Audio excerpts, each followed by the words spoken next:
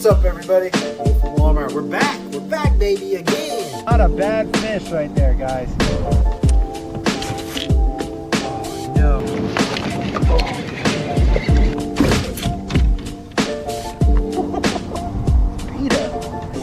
Out here catching Folsom bass right now, dude.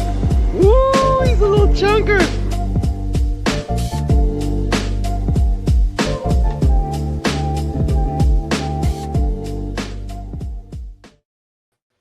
What up, what up, what up? 'Tis I, again, Dave Erkey, the host of the Whole Anger Podcast. I am here again, but today I have some solemn news. A moment of silence for the Catch Podcast.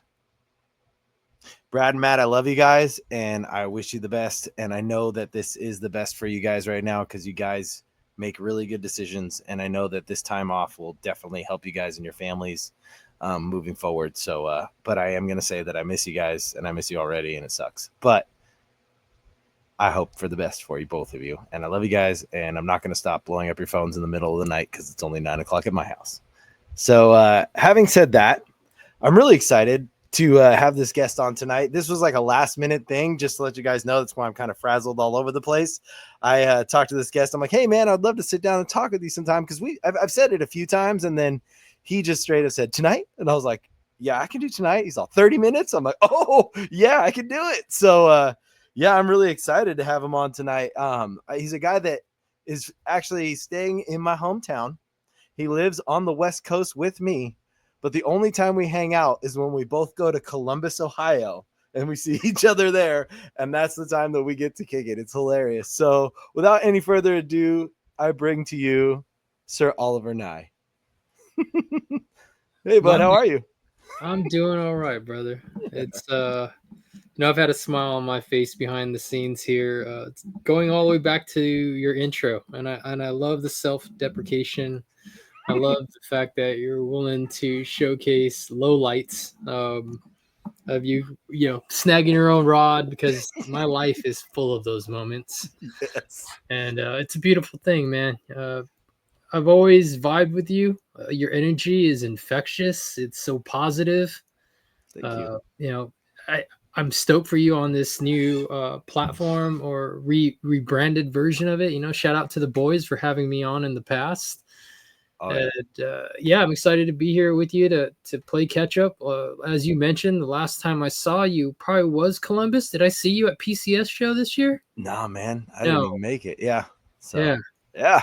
I mean, that didn't seem that long ago, but that was realistically almost 4 months ago. It's February. Yeah. Yeah, dude. Crazy. It's wild. I mean, we've chatted, but like not in person. Yeah. It's funny because a lot of people that I chat with don't even live on the West Coast. So it's hilarious, And then I go to visit. Anytime I go to visit my family, I try and hit you up, and you're always on the East Coast or like somewhere else. And I'm like, dang it, dude. Yeah. Yeah. You actually shot me a text a few weeks ago. It's like, hey, I'm in LB. Let's hang out. And I'm like, man, I'd love to, because this food out here sucks. Yeah. But we've been on a 4-month-long road tour pretty much from the end of the show season and took a hot lap around the country. And we're back on the West Coast to finish out the year with a heavy emphasis on largemouth fishing and saltwater fishing for 2025. Yeah, dude. Yes. I love that you're out there in the salt too. I think it's so cool. Like, you guys are out there. Are you going out? Like, I don't want to burn your spots or anything, but are you guys going out south of Long Beach, like a few towns, one that starts with an N and going straight out? Or are you kind of... Man, the nice thing is we got a boat in a slip in Newport, and we got one on a trailer. So I'm considering going north next week for the first time. Wow. And it's nice to have that kind of freedom, because we can literally launch from wherever we want. That's so good, dude. Blessings, dude. That's so awesome. Yeah, it's been rad. So your life didn't start like this, but I would love to hear how your life started. So you were born. Where and when were you born, man? Good grief. I was an 80s baby. My guy. Yeah. Born in Tacoma, Washington. Lived the first 5 years of my life up there with all the extended family. We moved down to the LA area, literally below, like, what is it?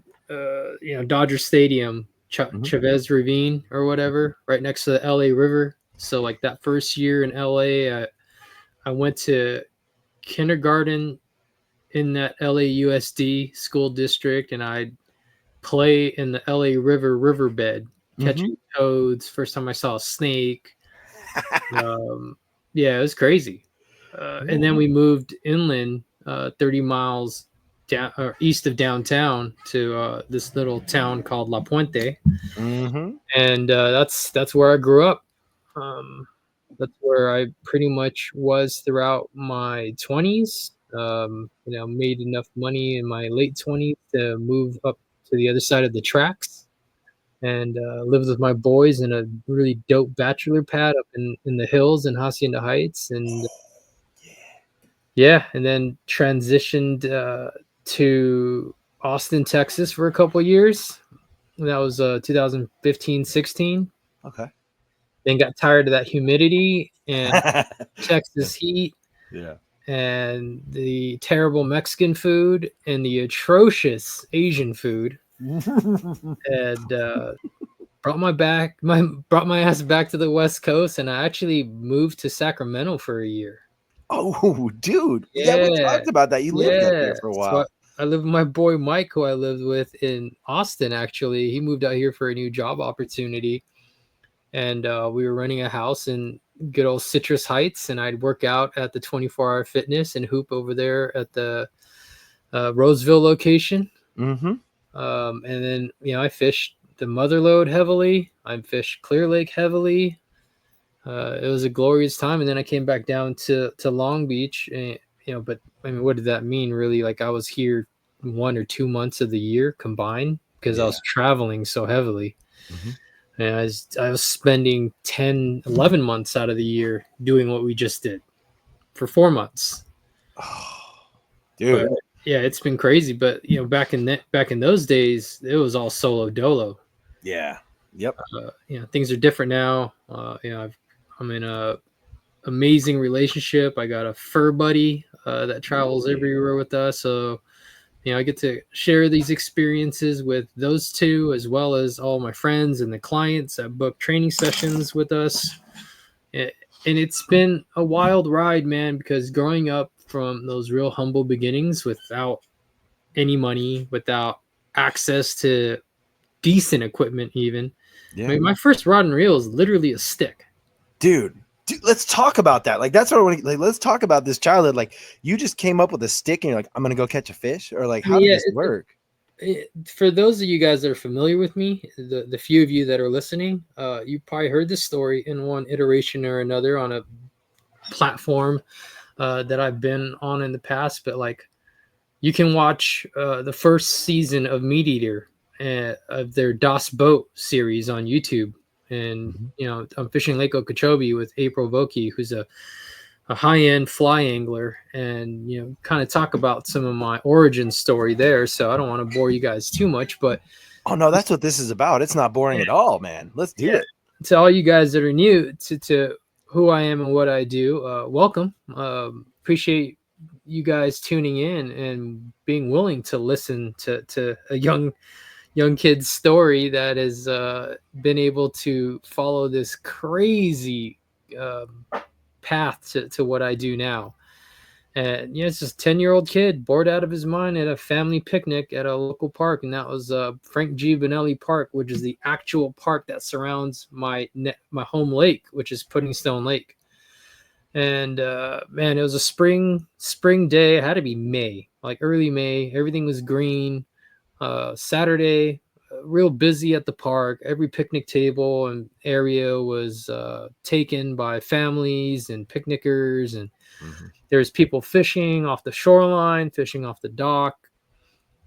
And I caught some frogs in my little red party cup, and just exploring, just being a 10-year-old kid. And I came across a big wad of tangled fishing line. This is in the early 90s, so like littering was a problem. Yeah. You just find trash. You'd see signs, fishermen, please pick up your litter. It was really weird to think about now, looking back at it in this moment. but you'd find just bundles of discarded fishing line, and in that mess was a couple of those like eagle claw snell hooks you'd find at Kmart back in the day, right? Yeah, dude. Yeah. So I just untangled like, I don't know, 2-3 feet of that mess, and then literally was tying overhand knots to a stick that I found, like some stuff that I watched on freaking Yogi Bear. Yeah. Yeah. Right. And I knew I could flip over some rocks in the little creek that would come into that East Shore Cove and probably find some worms. And sure enough, some earthworms underneath the rocks. Put them in my little party cup and walked over to the fishing pier on the East Shore there, which is technically the South Shore. We called it the Middle Pier. And, logically, there's people fishing on it. So it must be a good spot to drop my line, right? And had my little entourage of cousins. There's probably like 7 or 8 of them. And I'm the eldest, so they follow me wherever I go. They want to do everything that I'm doing. But after about 5 minutes of me, drowning this earthworm and dangling my feet off the dock, everybody got bored and they went back to the picnic area. And I was like, whatever. I'm just going to hang out and, just lost in thought, whatever a 10-year-old was thinking about back then. It's a vibe though, bro. Like that's that you just described like the perfect scene. That's such a vibe. So hell yeah, dude. But sure enough, tick, tick, tick. What the hell? Like I feel a tug on the end of that line, and out of instinct, I went to yank this freaking behemoth out of the water, and of course that line broke. Oh, right. Yeah. And that moment set me on this path. And that moment of failure is what I think really captivated me. Yeah. I don't know if my arc would be the same if I had caught that bluegill or red ear sunfish, which is what most likely that was. Yeah. Because that almost moment is what fascinated me. Okay. Like I almost caught a fish. With no instruction, no guidance, no knowledge, no clue. Just nature. Like just So, carnal, like, all right, I'm gonna do this and hopefully something bites, and something actually bit, and you're like, oh dude, like that's awesome. So you got captivated by this feeling of like basically this small like hit of dopamine or whatever, like this full failure. You call it failure, I call it like lesson. You know what I'm saying? You're like, all right, I learned this lesson. Absolutely. So what'd you do from that? A 10-year-old Oliver was a scholastic freak. So I spent every weekday in the library researching just about anything. Like I would literally read the freaking dictionary and the encyclopedias. And it still annoys Riley to this day, because when I do watch YouTube, it's, like it's in the quest for more knowledge on the most random of topics. I was captivated with learning from an early age, and it stuck with me. Like the learning is what makes everything around me, behind me, in front of me. It's what makes fishing dope for me. Yeah. There's so much to learn. Yeah, dude. And relearn and unlearn and learn it better. I mean, that's the crazy thing. And I spent that entire week researching everything in the West Covina Public Library that was available, and flooded my grandma's garden. To her dismay, she was not very happy about that, because I knew those earthworms would come out of their, out of their burrows, and loaded up a coffee can full of bait, and I was tying double overhand knots on pretty much a dropper loop setup with the dipsy sinker, 3-way swivel, the whole deal. And went back to that pier and sat off the corner of that thing and drowned earthworms for the entire day without any hope. Right? Like I'm fishing a Shakespeare $14.99 spin cast combo. I talked my mom into buying me at Kmart. I'm sorry. That dude, R.I.P. Kmart. I love that place. Yeah. And man, just by sheer dumb luck, at the end of the day, I caught my first fish, and that was a bullhead. Oh wow! Yeah, dude. So I was watching dudes on Lake Cayuga in upstate New York hammering bullheads on one of the lawn tramps, and I was like, yeah, that's Yeah. what's up. That's the Move gateway over. drug. Move over. Give me a worm. Yeah, That's awesome. big bullhead dreams, baby. And yeah, and now I travel all over the country and sometimes the world, and go fish for big bass one day and go chase tuna at the top water the next, or whatever I want to do with the fishing rod. It's pretty wild. Yeah, dude, that's so awesome. So you took this scenario, it basically created like an obsession of some sort, right? Like Sure. a hyper focus, if you will. Yeah. You know, like, all right, how do I do this? So where did you go from there? Because like you said, you're a very scholastic kid, and you went to school, and you moved up into a bachelor pad, all that kind of stuff. Were you fishing that whole time? Were you trying like, all right, I need to get a bigger fish, I need to get a better fish, I need to learn this better? Was it all fishing for you that whole time, or did you have anything else that you were besides 24 hours shooting hoop and stuff like that on Citrus Heights? Because I live right next to that Roseville 24. So yeah, It was two things. It was hoop and it was fish. My guy. I was around enough friends that even to this day I feel like spread themselves too thin across activities. Yeah. I can't say any of them are really good at any one thing. Mm-hmm. Right. And I don't like to suck. I still do suck, but I don't like it. Yeah. Yeah. Right. So I do my best to focus and hyper focus on not sucking. And I don't understand how people have time to do multiple activities and pick up multiple passions, but expect to be truly good at them. Because I struggle to do that, and I do it at a pretty like obsessive level. Like even on the hoop side, you know, I really stopped playing because of COVID. I just fell out of that routine, and now I'm at a point where like I can't justify getting hurt because I need to be able to stand up on a boat to do what I do for a living.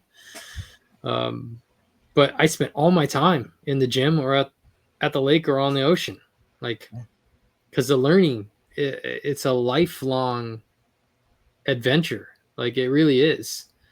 So absolutely. I think it's funny in any aspect of life when someone comes into something hot, full of passion, and they see some early success, and now they think their shit doesn't stink. And it's like, bro, you have no idea. Yeah, dude.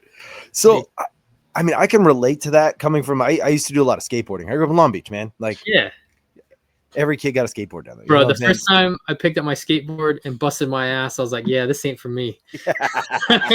Yeah. So that's what I'm saying. Like I had that same thing. The first time I fell, I'm like, no. That sucked. But no, that's not how I'm gonna go out on this thing, you know? And it was just became like basically this obsession. And I've related this. I think I was talking to Bailey. Egbert about it, saying the relation of fishing and skateboarding is very close because the amount of failure to success rate, like you try a trick 100 times before you land one, you know, you make 100 casts before you land the fish, you know what I'm saying? And then when you land that fish or you land that trick, they might not exactly be the one that you wanted. It might be a smaller one, or it might be the trick was ugly or whatever like that. So you keep trying over and over, and you hone that craft. I'm going to cast this way. I'm going to turn my board this way. I'm going to, and it's just this failure to success rate where it's like this hyper focused tunnel vision obsession, you know, and it's all about the learn. It's all about trying to perfect something, you know. And when I got into fishing, because I got into fishing because of COVID, but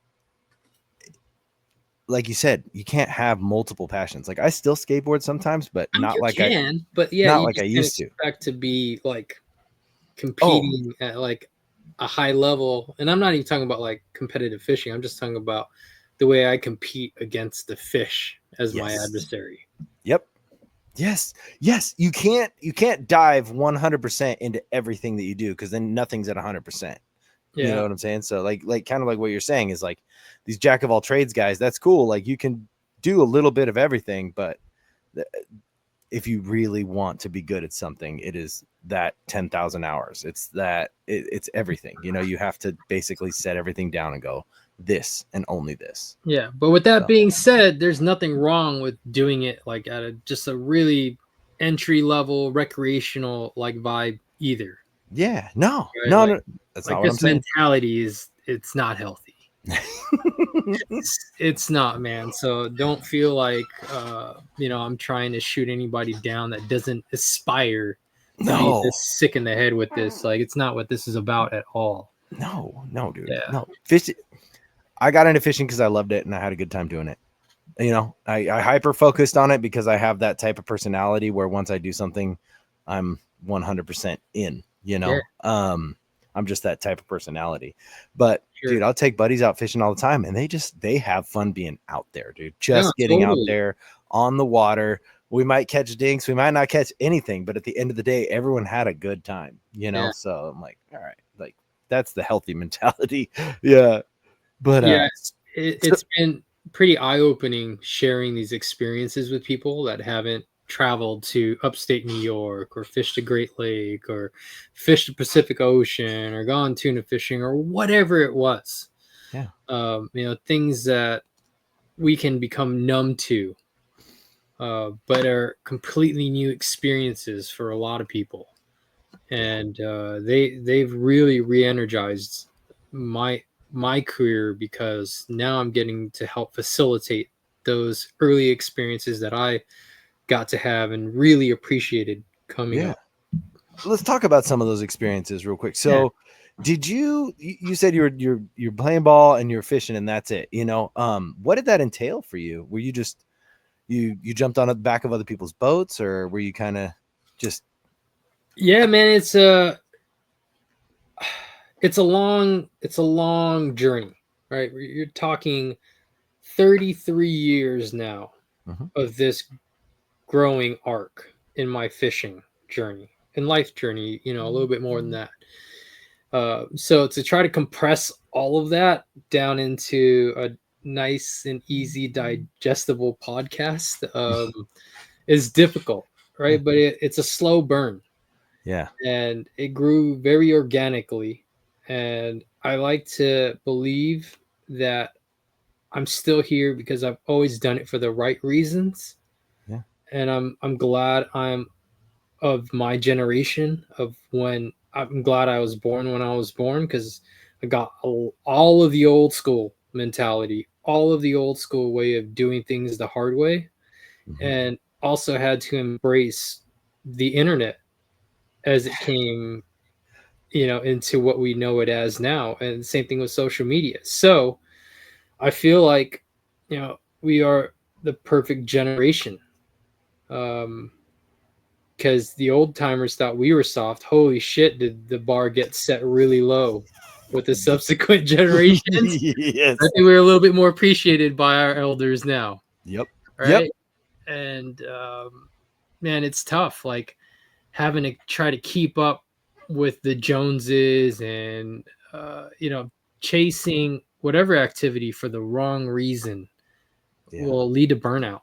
And I see it all the time. I mean, you see it all the time in this game, in fishing especially. Dudes flame out, girls flame out, because their heart is not in it for the right reasons, right? And it's because it should be because you love it, and you would do it whether or not someone was watching or not. Yeah. And the personal challenges and goals and accolades are more important than the attention. And I think a lot of these youngsters especially can't differentiate between two things: confidence that's earned versus arrogance, Mm-hmm. okay, and attention and respect. Yes. Because one thing I've always been hyper conscious about, especially in fishing is a small world. Yeah. The OGs that came before me in every style of fishing that I've been a part of, I've always made it a really big point to not offend them, to pay homage to what they've done, and to show them the respect that they deserve. Like, we as fishermen love to think we came up with the most amazing ideas first. But if history actually teaches us anything, you can go back in time and see where another crazed angler has already thought of that idea, sometimes 100 years back. Yeah, dude. I mean, it doesn't mean that you didn't independently also come to that same idea, Mm-hmm. recently, but it's strange to see the newer guys being hypersensitive and feel attacked, but they don't show the guys that came before them any respect because they got this false sense of attention. Yeah. They may be misconstruing as, oh, I should be respected in this game because I got X amount of followers or whatever. It's like, nah, homies, it's not the same thing. Yep.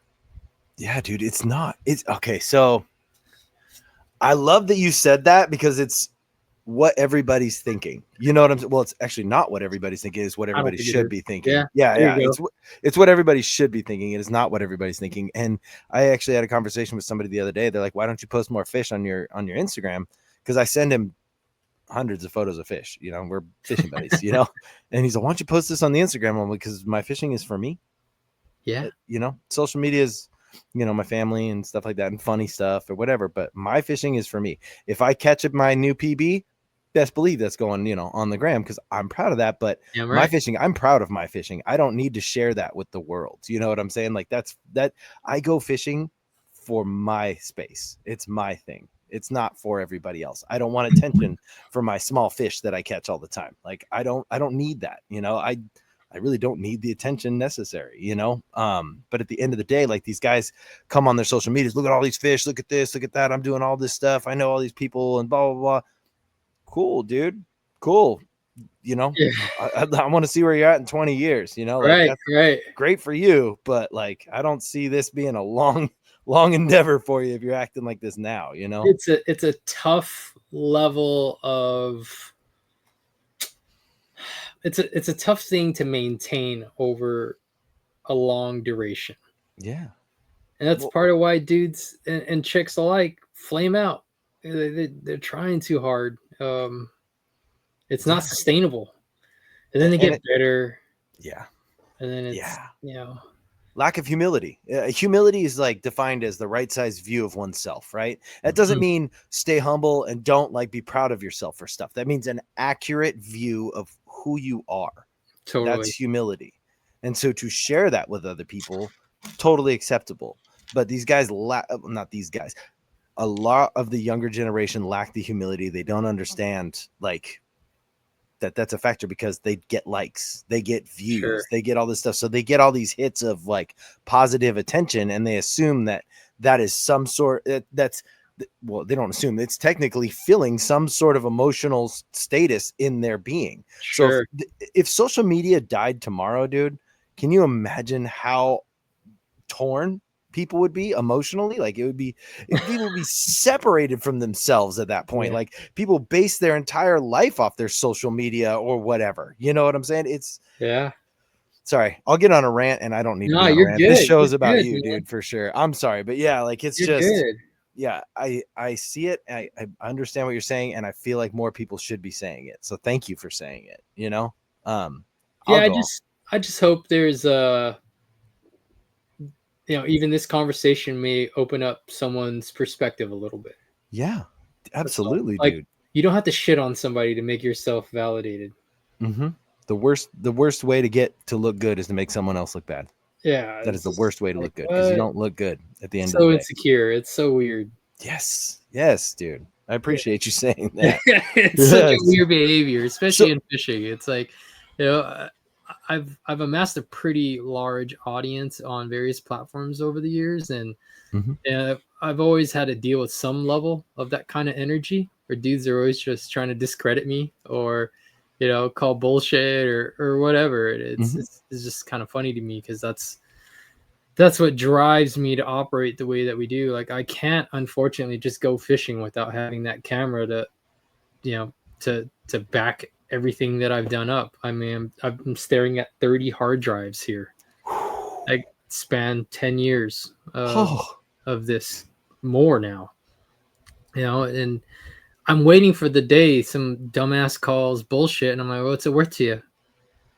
You know, because I've literally documented everything that I've done to Yes. an insane degree. But, you know, this comes from my basketball experiences and not being picked right on a new court. Let's hear this. You know, being 5'8" as a full grown man and undersized and Asian and pretty scrawny, right? Yeah. Yeah. Like, oh, okay, you're not gonna pick me, you're gonna pick that fucking doofus over there. I got next. Yeah. Like, and I'm gonna come at you with that chip on my shoulder. Yeah. I'm gonna bust your ass. Hell yeah, dude. Like, yes. This is how I operate in the fishing realm. Like, so that, you know, there's hope for the people that are dealing with some of this negative energy on your platforms. Mm-hmm. Just take it around, just soak it all in, digest it, Mm-hmm. and just spin it into a positive source of fuel. Yeah, dude. Let them drown in your joy and your passion for whatever it is that you like doing. You know, especially if it's fishing. There was a theme that came out. I learned what you're talking about. I learned in like my 20s. I was doing a lot of skateboarding back then, and there was a theme that came out in skateboarding. I hate to bring it back to skateboard, but it's literally my only life experience before fishing in 2020. So, it was called "I Love Haters." It was the DGK skateboards, Dirty Ghetto Kids. They came out with this theme that said "I love haters," and it was just a sticker. That was it. It was just because people were hating on the owner of the company. They were talking hella smack, and he's like, "Man, I love haters. You know, I love haters. Like, keep hating, keep bringing me that energy. That's fuel. That's gas. Like, keep going, dude. I need that." And it blew up into this thing where everybody's got shirts and whatever. You know what I'm saying? And but I love the theme of it. I love the idea of it. I was like, because people used to talk smack, you know, like, and it gets you down. You know what I'm saying? It just does. You're like, dude, that sucks. But I mean, I also grew up old school, so I know how to take, oh, that sucks, and just be like, man, fuck you, whatever. You know, like, right. It was cool. Catch me outside. How about that? You know, like, whatever. You know, and so when I got into fishing and I saw like all these people, like, it didn't matter what the guy was holding up in his picture. He could have the scale. It could say 5 pounds, and they're like, that's not a 5 pound. I'm like, hella hating going on. All these people all the time, everybody bitching about everybody else. And I'm like, so weird. Oh man. And then when I was talking to Brad and Matt about the podcast, I was like, hey man, this is not going to be about fishing, just to let you know. And they're like, no, do your thing. And this is exactly the type of topics that I want to handle. Is like what you're talking about right now is like, people need to get an accurate view of themselves. Stop looking at everybody else. And if you want to hate, please hate me. I need that gas. But on the real, take a look at yourself, get an accurate cross section of who you are before you come to my door saying that you're the best person on the planet, you know? Yeah, it's crazy, man. Like, you know, I've been in this game and been pretty public throughout pretty much my whole life, whether it was regionally here in SoCal, right? Like, it's a small scene. Yeah. I've never been hard to find. Like, I go to a ridiculous amount of public, you know, events like these expos. Yeah. Not a single person has ever come up to me with any kind of negative energy. Like, not even to have like a conversation, right? Like, if you have a real problem with me, and you know, I welcome the conversation. Absolutely. I'm fascinated. Like, why do you have a problem with me? We've probably most likely never met. I can almost guarantee you I've never done anything to you. But yet you have an issue with me. Please enlighten me. Yeah. And give me your perspective. That hasn't happened one effing time. Nope. But I've met tens of thousands of people, maybe a couple hundred by now, 100,000 over the years. It's been nothing but amazing positive energy. Yeah. Right. So it can be, we can misconstrue the one or two little chihuahuas barking their ass off, and be fooled into thinking all dogs are assholes. When in reality, most dogs are super dope. Yeah, right? Man. You Yeah. just don't hear about them. No. And perfect example, dude. Like when I got to meet you, I met you. No offense, like I only knew of you a little bit because I was so new. I was so new to fishing. I knew like nobody. Like the first time I met Drew Gregory, I didn't know who he was, and we sat and had a conversation for like 20 minutes. I was like, that guy's really nice. Any fisherman that expects somebody to know who they are is full of themselves and full of shit because nobody cares, dog. Yeah. Exactly. No, But, dude, I've been around some dudes with massive egos, right? yeah, Fly fishermen, bass fishermen, like saltwater guys. Like they really walk around like their shit doesn't stink, and it's like, bro, like nobody cares who you are. And dude. thankfully, I was subjected to those type of dudes like early, Oh, so okay, I yeah. made it a point to never put off those vibes. So you had an experience like that with somebody? Like, Oh I got yeah, to hear just about some people this. try to big time you, or Mm, like I'm just talking about like as a youth growing up, and like yeah. you got to think about those times there's no social media, so you kind of just hear about fishermen either like in the Western Outer News or a magazine article or like tournament results or whatever, and it's still to this day people build up a persona without having any real information about a particular person. Yeah. That saying goes like, don't meet your heroes because they'll often disappoint you. Yes. And there's just a couple guys that I remember that, man, were just really shitty to me, and it stuck with me. And I'm like, Yeah. damn, I don't understand how people do that to other people. Like, especially like that energy was positive on my end. Mm-hmm. Out of a level of admiration and respect for what they were doing with the fishing rod. And Yeah. then he turned out to be a freaking D-bag. Like, wow. All right. That's cool. All right, then. All right, cool guy. All All right, right. cool guy. And there's Yeah. plenty of cool guys out there, man, that are funny because to me, I think they freaking suck at fishing. So like, where do you get off on having this attitude and this ego? It's wild. Yeah. Yeah. Well, dude, all I gotta say, I was just gonna say, like, when I met you, I didn't really know who you were, and I was like, you were just so cool. You were just genuinely like, I was like, hey, nice J's, because you had like Jordan ones, you had the red and black. I was like, oh my god, nice, like I love it. And then you have Jordans like up in your display, which I was like, this dude is my hero right now. I'm in Columbus, Ohio. Who is this guy? Like, this is awesome.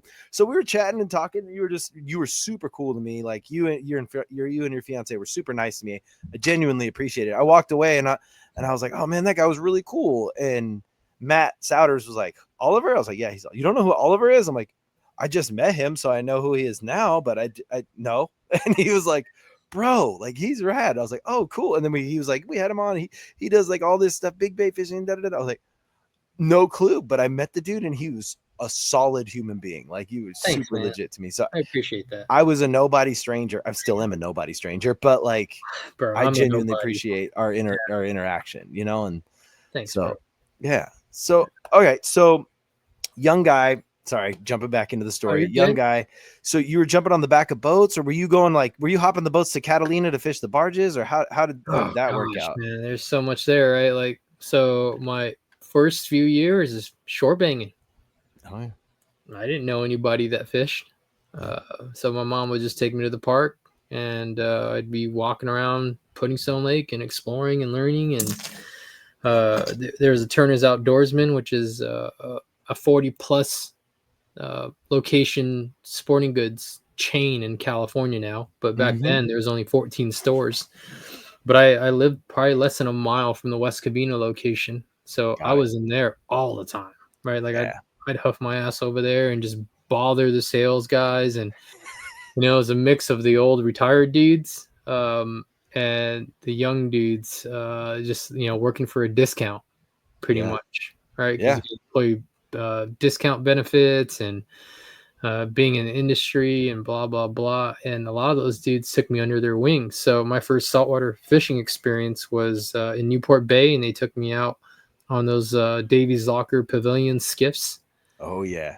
You get like a built-in live well in the middle of that skiff back then. Mm-hmm. It'd be loaded with anchovies from the bait barge, Mm-hmm. and you can putt around with like this 2.5 horsepower motor, the slowest, freaking most terrible things ever. And you just do these drifts between the moorings and go outside to the mouth to fish the break wall and try and catch calicos. But I caught a calico, I caught sand bass, I caught spotted bay bass, I caught like a 20-inch halibut, a gray smoothhound shark.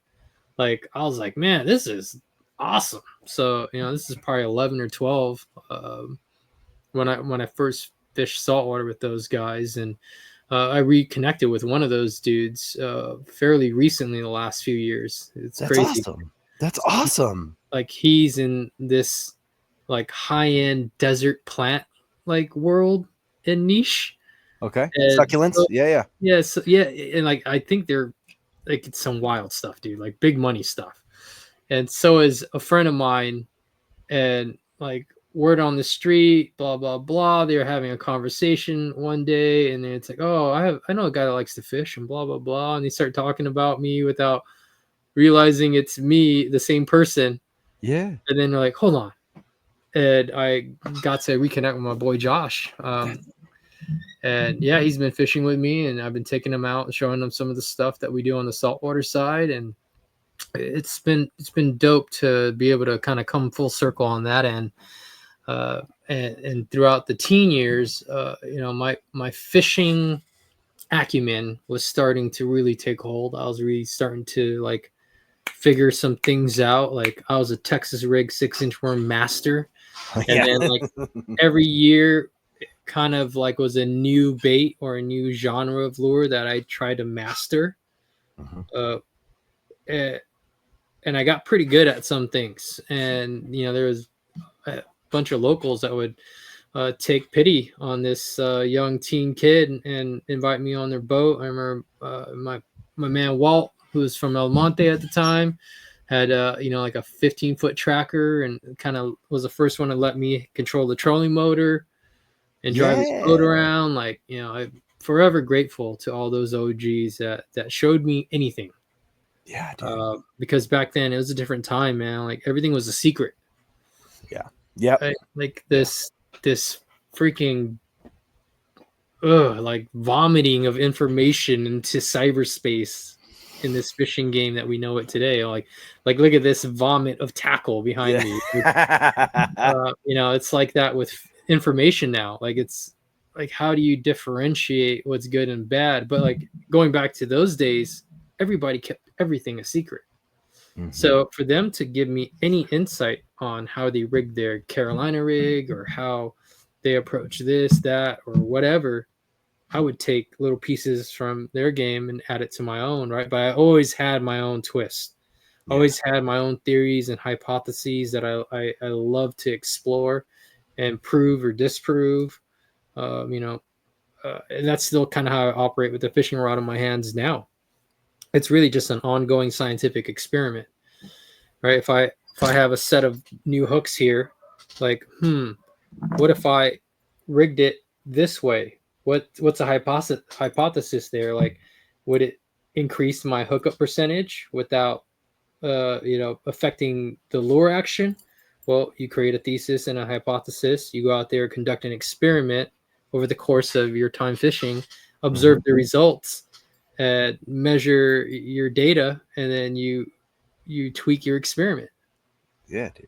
And it's been a nonstop process of that across all of the fishing that I've done. And even like boat positioning is the same thing. How to approach a storm front. Like it's all deep thinking and learning. Yeah. Dude. Okay. I love this. So, okay, I'm not going to ask you for any juice because not really. Dude, I'm not like that, man. Whatever. What I'm saying is, have you found that implementing some of the stuff that you learn in the salt into bass fishing or vice versa have like really played a good part for you? 1,000%. And fishing is one of those things that I feel benefits from you exploring and experiencing as many different types as possible, because you can draw inference and experience to provide insight and ideas of doing it better in another style of fishing. Like when I came up in the early years of social media and people were losing their minds because they're watching me boat flip 6 to 11 pound largemouth, they don't understand that I grew up fishing these cattle boats in saltwater where you have to bounce 6 to 12 pound bass and barracuda over the rail. Yeah, which is way higher than the edge of a bass boat. Way higher. Yeah. I'm fishing 20, 25, 30 pound lines. So I actually know the limits of that tackle. So I I understood those mechanics, and that was confidence that people were seeing, not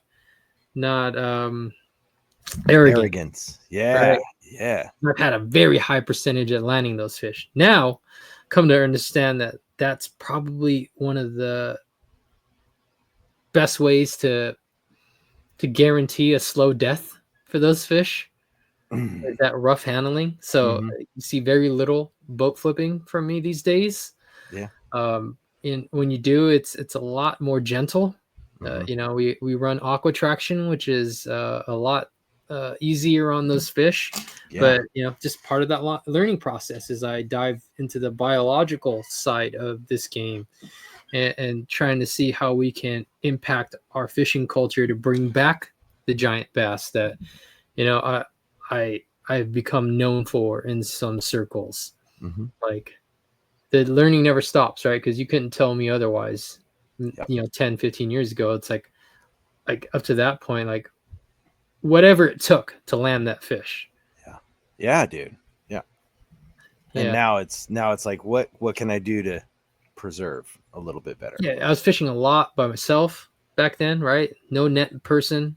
Now that's usually not the case. Like, the days that I fish solo are probably, I can count on both hands for the entire year. It's a rare event. Yeah. And thankfully I've experienced and accomplished enough to where, like, I just don't want it that bad anymore. Right? Like, I'm not willing to just beat down a 12-pounder just to make sure I can hold it. Yeah. Yep. Does that make sense? That totally makes sense. A younger, less experienced version of myself would absolutely I've done that. Yeah, I land flip fish over berry bushes all the time. So yeah, like, also it's a pond that's loaded, but still, I don't want to get down in the berry bushes just to grab the fish by the lip. I'm lazy, and then I feel bad because they got grass on the one side. I'm like, man, I hope you make it, dude. I'm sorry. Oh, dude, if it's less than 5 pounds, just throw it on the bank. You say that, I would be excited. You know what I'm saying? So, but it sounds like you've gained. How do I say that? Like, almost like a mental and emotional growth to where you respect these animals. Like, you've grown to respect the fish and what you're doing a little bit more. Yeah, I don't know if it's more. I think it's just dealing with more data. Okay. Right? Yeah. Because in those 90s and early 2000s, like, we were hyper sensitive to handling those fish to the best of our knowledge. Right? Yes. So that's why when we talk about fish care, fish handling, culling fish, killing fish, eating bass, it's all with the intent of education and enlightenment. And I wasn't always privy to those facts. Right? So we took it so far, like, we would never land fish by dragging them onto the dirt when we were shore fishing. Yeah. Because we understood that would destroy their slime coats and lead to infection and a slow death. Yeah. Like swimming away, out of sight, out of mind, that don't mean jack. That fish is probably going to die. Yeah. Right? So we would be, like, hyper, like, vigilant at our local lakes and, like, yell at people, like, even people that turned out to be really good friends, later on, like, hey man, throw that fish back and don't blah blah blah. And it's just from a lack of knowledge, right? Like, we didn't know if boat flipping those fish really was truly bad for them. Right? We didn't know if holding them past a certain degree was really jacking their jaws or whatever. But a lot of that data is out there now. I mean, it's 2025. Yeah, it's not 1995. Hell no. But 1995 was a good year. But yes. Right? So it's difficult to expect everybody to know everything. Like, nobody should expect that. Yeah. So there should be some patience and some understanding, in that there's opportunities for all of us, and myself included, to continue learning, to continue caring about them and the sport at a high level. I love that. Yeah. It's a moving target, man. Yeah. I feel like in the last 10 years, we're going to go 2015 to 2025. Because like you said, it's not 1995. Like we know a ton more. But I feel like in the last 15 years, with the explosion of internet and social media where people get to see other people, there's been a lot of more information exchange. Like yourself, like you put a video out of you eating a bass, which I'm sure there was somebody somewhere just like clawing their eyes out, but like I thought it was unfortunately not as many as I was hoping for. Because I thought it was really interesting, so I looked into it Sure. a little bit more. You know what I'm saying? I'm like, Cool. That was the intent, right? Yeah. Is to make you use your own mind and do Mhm. your own research, make sure the sources are credible. Yeah. That's why citing sources is important, not just because you heard it from this guy and he heard it from some other dude. Yeah. Like, let's see some real study. Let's Mhm. see it being peer reviewed. Yeah. Because the thing I love about the scientific community is they are the biggest haters of each other. And this is a real thing. Yes. Right? You go back to the days of Darwin and stuff, like his colleagues were his most critical critics. Mhm. And it's always been that way. So when your biggest hater replicates your experiment and comes to the same conclusion, that's irrefutable. Like that's science in effect. Yes. Right? It doesn't care what your feelings are. It doesn't care what your subjective opinion is. Mhm. The answer is the answer. Yes. So I really implore people to embrace the scientific method and really vet where your information is coming from, especially these days. Holy crap. Oh, dude. Right. I mean, everybody's a reporter these days. Everybody's and an expert, right? And let's take it to a Yes. fishing example. Like one time I fished Lake Huron for the first time, and I catch my PB smallmouth literally on the first cast, throwing a 5-inch swim bait on like a 1/2 ounce lead head, so it's like almost 6 inches. So to the local boys that I was rocking with, that was a monster bait to them. Okay, this is 2016. Mm-hmm. And I proceed to bust their monkey asses, and I'm talking about the fish. Yeah. On a mid-sized glide bait, that same soft swim bait, and fishing stuff in like that 5 to 6.5 inch range. Mm-hmm. And it was mind blowing to them because they drop shotted, they drug a tube, and they did every other, Great Smallmouth. Lakes like Yeah. smallmouth thing. Yeah. And I just came in there and just blew their brains apart. Trying new things.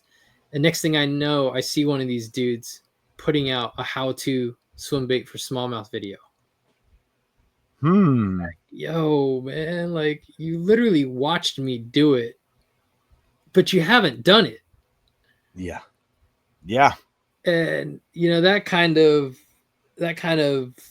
occurrence happens so much in the fishing space, and it's mind-blowing that some of the channels draw the viewership that they draw because a lot of it is not vetted. No. It's a lot of untested hypothesis, a lot of conjecture, a lot of assumptions, a lot of armchair fishing. Yes, it is. So, and that's what I like so much.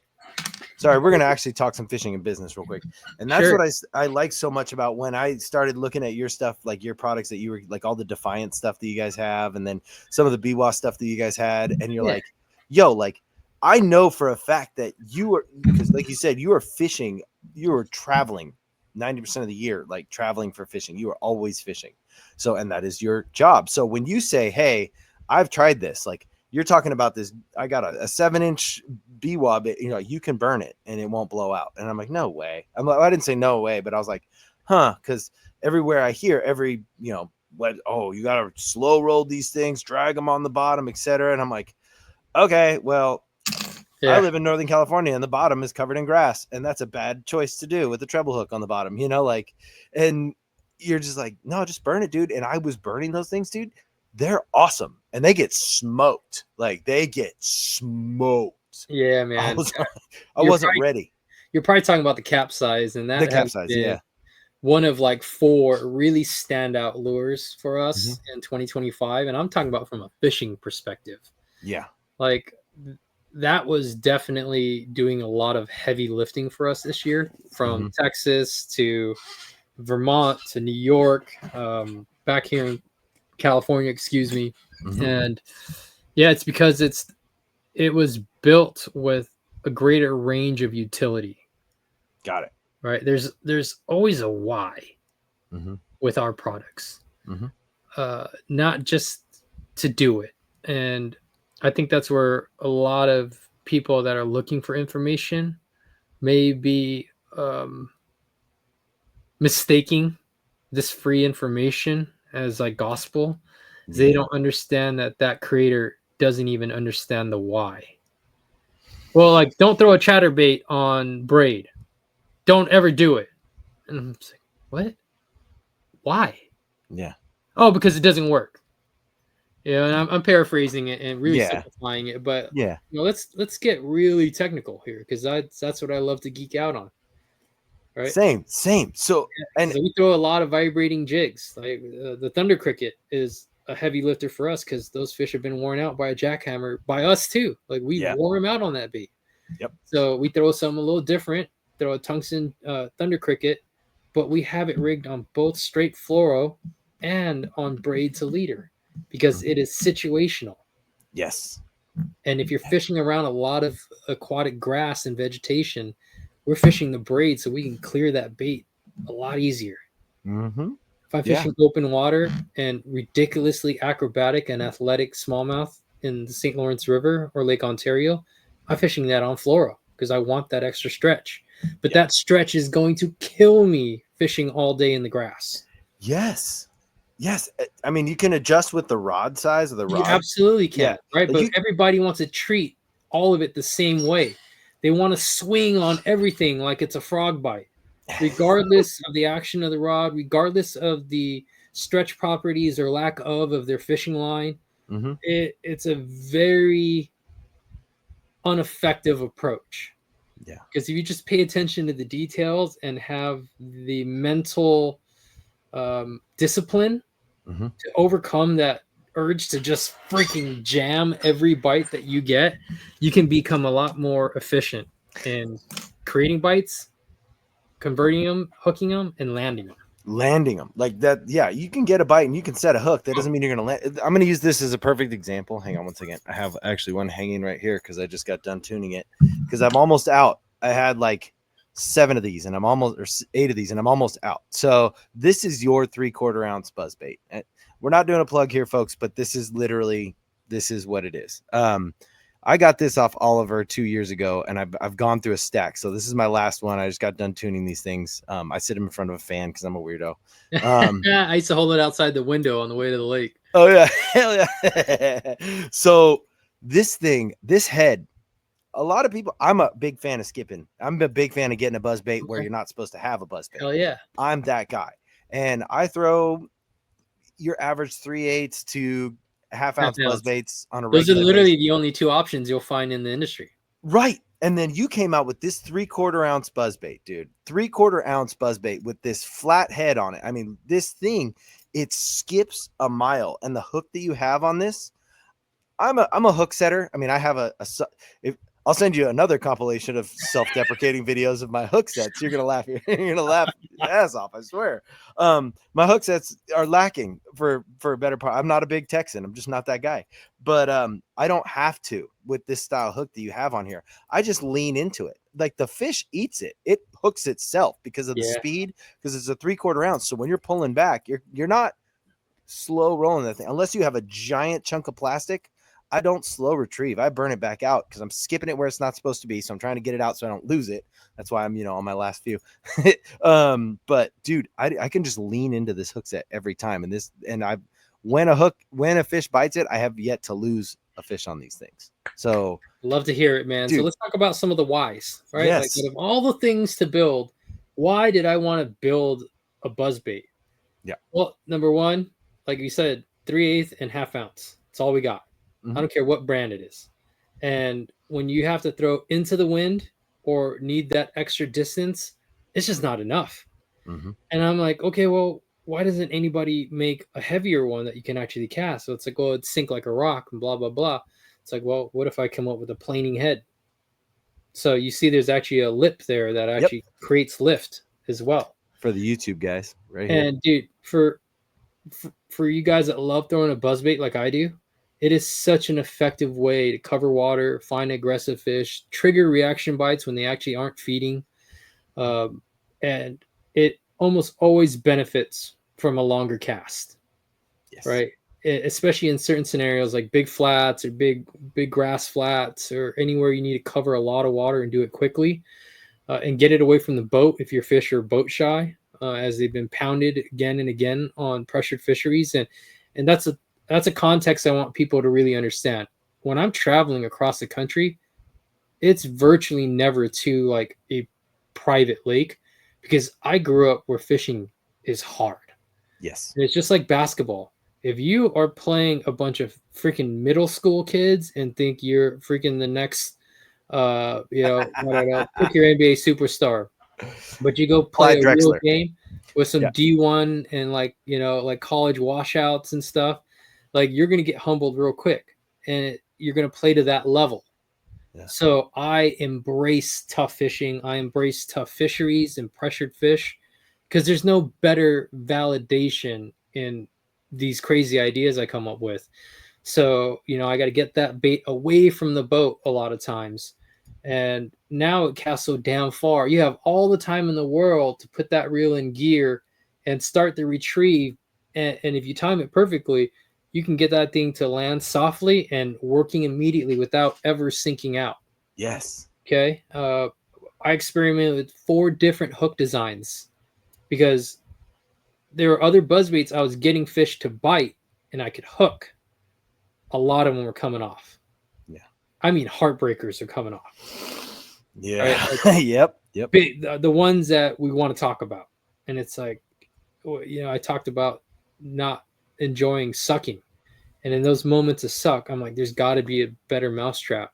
But nobody else has come up with it. So I put that custom flipping hook on that thing, and it looks ungodly, right? Like that's a meat hook. Dude, it's a gaff, bro. Yeah. But it keeps them pinned. Every time.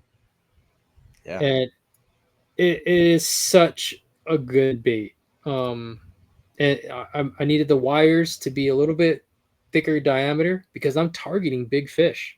Mm-hmm. Right? Like I don't need it to bend and flex to the point of failure quicker when I'm on a bite. Like I haven't broken one, either a spinnerbait or a buzzbait, like I have every other buzzbait or spinnerbait that I've fallen in love with in the past. It comes an attrition point, right? Like there's just a threshold of that thing flexing back and forth so many times. It's wire. It's called wire fatigue. Yep. It's going to break. Yep. And a lot of times it's going to break while you're fighting a fish. Yes. It breaks at the worst time. Yeah.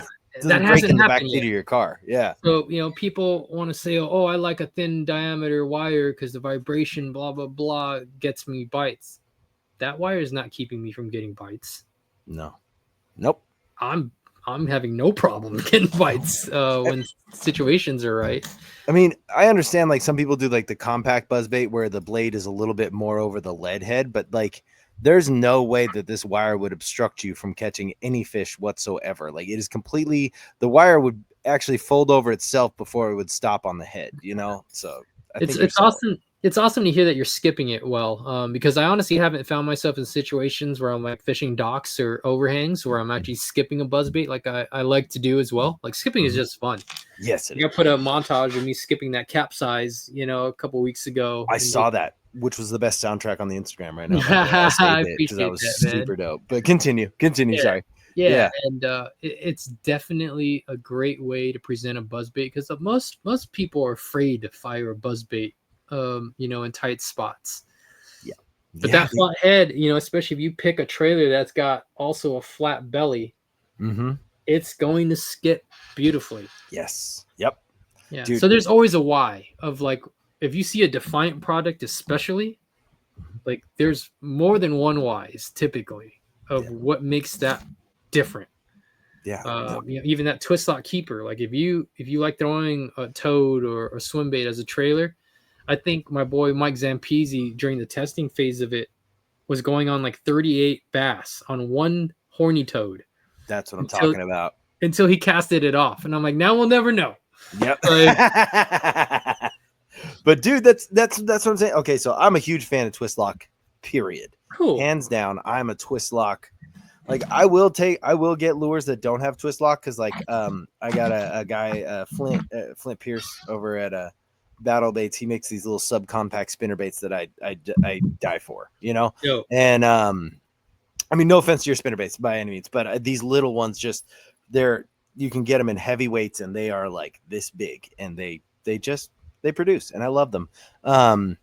And he doesn't put a twist lock on his, and I don't harp on him for it. But everybody else that I get baits from, I'm like, you got it in a twist lock because I like keeping. I'm a penny pincher, so I need my trailers as long as possible. I have small children, so I'm with you, man. I'm with Yeah. you. Like fishing is expensive, even for me, right? Like if I blow through my entire stash of trailers in one day of fishing, now I have the problem of not being able to resupply, right? I hate taking time out of the bite window to dig into the tackle box and find another bait and re-rig it. Yeah. Like if you fish a finesse swim bait of any kind, you're not fishing like a Defiant jig head with a twist lock or another jig head with a twist lock. Yeah. What are you doing? Like you must have money and time to burn. Yeah. It's crazy to me. People swear by it. I don't understand why like the Z-Man haven't done the twist lock on their jackhammers and stuff yet. I mean, like I get it because they use that Elastec and it doesn't twist on very well, and they want to keep you using Elastec. I get it. Like that's why.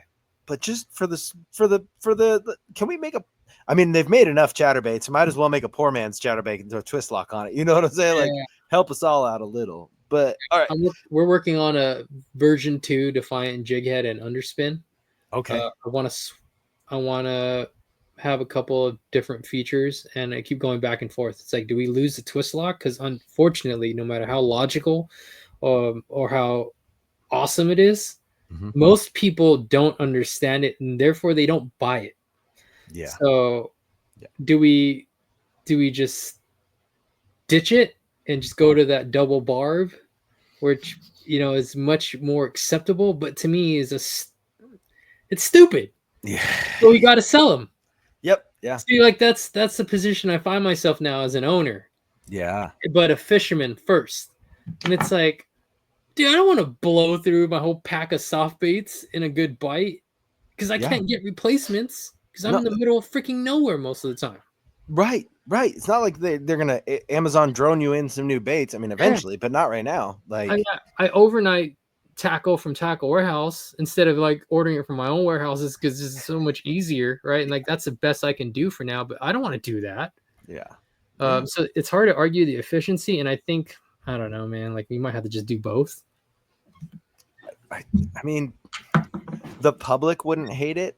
And I, as a twist lock fan, would not hate it, if you kept the twist lock in. But like me as an owner, hates screw lock. But oh yeah. the angler, the angler, I mean, I'm gonna get your twist locks or your screw locks. So that's me. But no, I feel you. Yeah. But yeah, it's interesting being like navigating this scene from multiple sides now. Not only am I an angler, not only am I an ambassador for brands, but I'm on the other side of the game too, in design and consulting and marketing and ownership. Like, I want to talk about that a little bit. How did you get to that point? Was it just your traveling and fishing and just you consistently trying to reinvent a rat trap? How did you get there?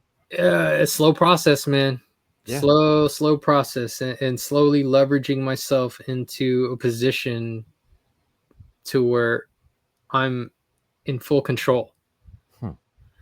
And I will continue to work with legacy brands and up and coming brands to showcase their products because, people make a lot of dope stuff. Yeah. I'm definitely unique in the fishing realm in being a non-exclusive ambassador. So I literally have partners that are direct competitors with each other across multiple categories in some cases. But it allows me to be transparent with my audience. Allows me selfishly to use their best stuff Oh yeah. at all times, and not having to force feed something out of their product range that kind of fits the genre that's working. Yeah. Which is, something I've had to deal with in the past. And now I'm in full control of making what I want as an angler and to do it at a high level. And, Defiant is a unique one because that one started in defiance of the industry, hence the name. Yeah. Hell yeah. I got tired of being told I couldn't do this and couldn't do that, or my idea wouldn't work. Like, I pitched a 9-foot crankbait rod to a very high-end and very well-known Japanese brand. And they told me that they didn't want to be responsible for creating that niche or that awareness for such a specialty product. And I was like, what? Like, I thought you were supposed to be innovators. Like, Yeah. like it was very strange. And that's just one case. And So weird. with a lot of the JDM brands, especially, there's a lot of pride in those brands and the products that they create, and deservedly so. They make a lot of dope stuff. Yeah. But them being open to an American, especially with my American ideas, was never well received. Yeah. If they make 10 products, there's probably 5 products I can find an application for. Maybe a 6th or 7th in an extreme scenario. And there might be like 2 or 3 that really are the jam for my style of American fishing. So the mantra for Defiant is to be the first ADM brand. It's a high-end brand designed by and for the American domestic market. And JDM brands are awesome. Once again, like I've been very fortunate and honored to partner with a few of them over the years. But I have never been able to explore my ideas to suit my style of fishing to any degree, let alone a high degree. And people, I think, mistakenly associate JDM as being the only high-end and good tackle available. Yeah. And that's just not the case. It's not. You got to keep in mind, this is tackle built for the Japanese domestic market, dominated by shore fishing, dominated by light lines, in very pressured, finessey situations. I don't throw a jerkbait on 6 or 8 pound line. No. I don't fish super thin gauge trebles because I hook big ass bass that pull back in and around cover. Yes. So I'm fishing a lot heavier line. I'm fishing stouter hooks. I'm fishing different power rods. And to try to make that stuff fit into the US is honestly a challenge. I mean, it's one thing if you're just like a numbers fisherman and like you just hammer through 1, 2, and 3 pounders. That stuff's great. Oh yeah. Like BFS is a ton of fun. Yeah. Like, I've been messing with it. Yeah. But it's situational. Yeah. Right? Like if you're a big fisherman, lots of that stuff is not ideal. Yeah. So that's the exciting thing about the Defiant stuff, like that buzzbait. Yeah. Like, I mean, it's made to go to work in America for big ass bass. It catches them. It catches them for sure. Damn right, he does. Dude. So okay, let's talk about this a little bit because, like you said, you're coming up with these innovative designs, and like Defiant was created basically in defiance of the industry. But before that, like before you decide I'm gonna do my own brand, like how much of a beatdown was that to like be like, hey man, I got this idea. Hey man, I got this idea, and getting all these no's? Was it like, I don't know. For me, that would eat away at me when I'm like, hey, I got these ideas and I feel like they could be successful. And then, yeah, I wouldn't call it a beatdown. Really, all it did was build that chip on my shoulder. Same thing we talked about earlier. Basketball. Like, okay, man. You picking them over me? Oh, you don't want to pass me the ball when I'm wide open. You've seen me knock down 5 in a row. Like, yep. Okay, cool, man. I get this dynamic. I got it. is just taking that energy and refueling it. It's all good. Yeah. You know, like I'll never throw shade at brands I've worked with in the past, because you got to keep in mind, like, a lot of these designers and producers of tackle are at some level artistic, right? Like, that's their like vision, that's their concept. Yeah. They don't care about somebody else's idea or perspective, especially if it conflicts. Yep. I can see Right. that. So Yeah. I get it.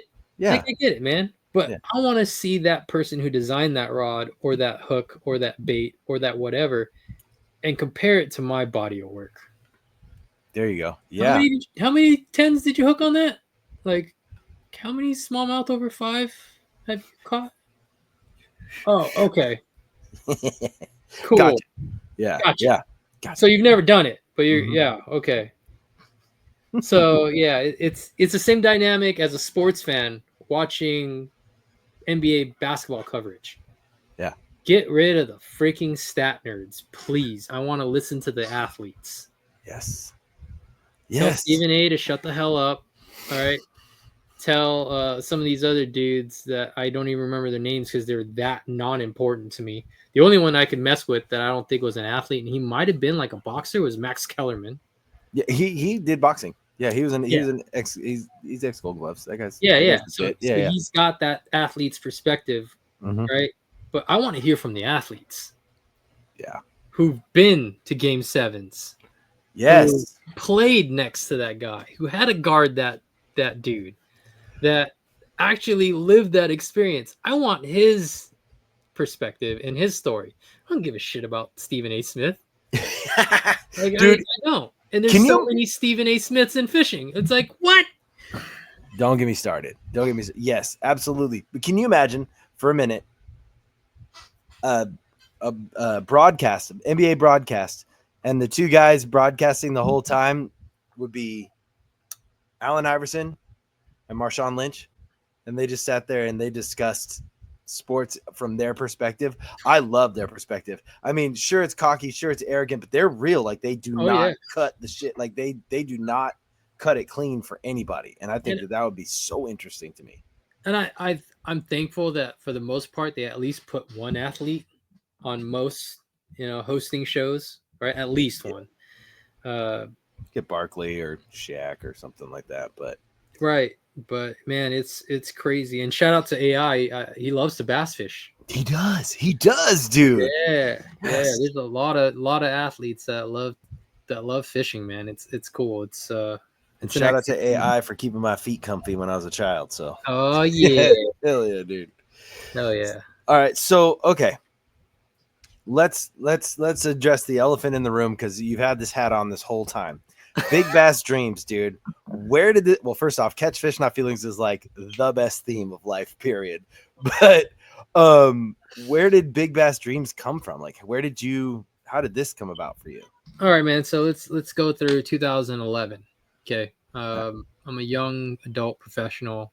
Just got laid off for the 4th time from my construction company as a project engineer.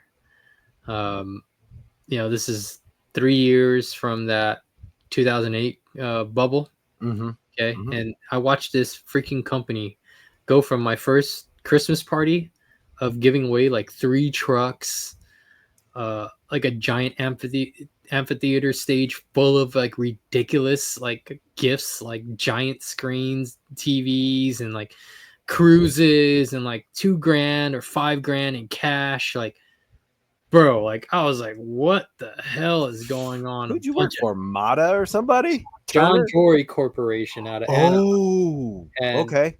Like, this is like a mid-size construction company. Yeah. I want to say like there was probably 400 or 500 construction workers in that hall that day, all drunk, right? Like, it was a scene, man. Like, it was wild, right? And every year that Christmas party got drastically smaller and drastically smaller. And then the last year I was there was no Christmas party, right? Dude. Yep. And they'd have to lay me off, and then they'd bring me back. They'd lay me off for a couple months. They'd bring me back. And there's just a point where they brought me in the office and the president said, I can't bring you back. And they're not even in business anymore. Yep.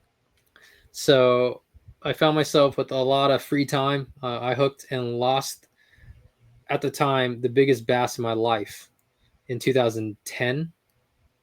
Okay. Easy 14, 15 pounder on Lake Casitas. Ooh. Yeah, easy. I've caught enough big fish, and I saw this thing up close and personal. Hooked her twice on the same cast, Dave. So yeah, this is a crazy story. So this is like mid-morning, coming into a big cut on Lake Casitas. Sun's high, clear skies, not very much wind, if at all. Mm-hmm. We're coming out from the main lake, so I fire this 10.5-inch wake bait across this point, and it's gin clear, 20, 30-foot viz. This giant, and those big old ones would get really dark in color, like black. And this big black freaking beast of a bass smashes my bait and has got it T-boned in her mouth. Yeah. Okay. Yes. Instantaneously, she's like 2 or 3 feet under the surface from where she ate it. Mm-hmm. And I'm fishing the first generation Corrado, which it's definitely been improved upon since. But this is the gray colored first low profile 300 size Corrado. Got it. Just did not have the cranking power to move that fish in that big ass bucket with that giant bait towards me. And I couldn't get her moving towards me. And after about the second or third big head shake, I see the bait pop up out of her mouth and floats back to the top. And she came off. And I was just, you got to be, what the? She's following the bait. And I'm like, ooh, she eats it again. Same thing. And whoops my ass again. Because I could not get her moving towards me. Yeah. And the guy I was fishing with and I didn't say a thing for the next 3.5 hours. And then he goes, finally breaks the silence, goes, dude, that was the biggest fucking bass I've ever seen in my life. And I'm just like, yeah, I ended up like losing a big like swim bait wrap bag full of all my custom triple trouts. There's like 20 baits in there. That same day blew out, probably just because I was in La La Land after that traumatic experience. Oh yeah, you're fully just disconnected from reality. Yeah. People, it's funny, I watch these kids and even young adults now like talk about swim bait for life and I only fish swim baits and blah blah blah. Homie, I was doing that for 7 years straight. Like, I know that life better than you do. Mm-hmm. It was with that hyper focus to target a fish in that class. Like I wanted a 15 plus. Mm-hmm. All right, I wanted that on my resume. I wanted that to show on my body of work. And I had my shot after all of that dedication, time, commitment, sacrifice, money spent, blah, blah, blah, blah, blah. And I effed it up. Yeah, dude. So I stopped bass fishing for 2 years. You just put it all down. I was burnt out. Yeah. Yeah.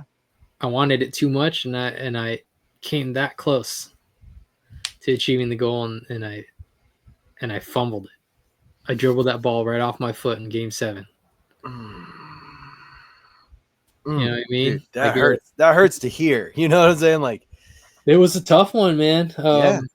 So, I dabble with some saltwater fishing or, do this or that, with a fishing rod, but I didn't pick up a swim bait for 2 years, and I definitely probably didn't even go bass fishing for 2 years.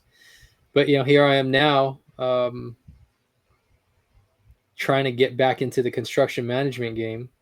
And I got some time on my hands while I'm putting out applications, getting turned down again and again, not willing to take a pay cut. Like, nah, like, yeah, can't do that to myself, right? Like, I'm a working professional. Like, you know your worth. This is what I'm worth. Yeah, absolutely.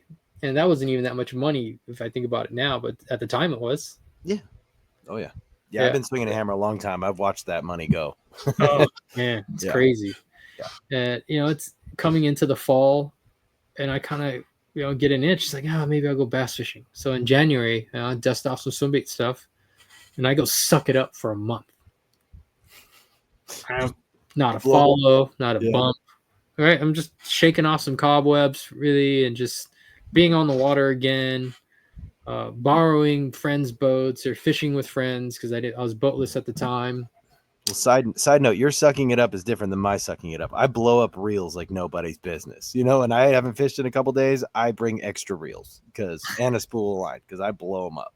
So you just not getting a follow. You're still doing better than me. But continue. So you're borrowing boats because you're boatless. Yeah, and just getting out when I can. And, just enjoying being on the water. Yeah. And man, it's like mid-February now.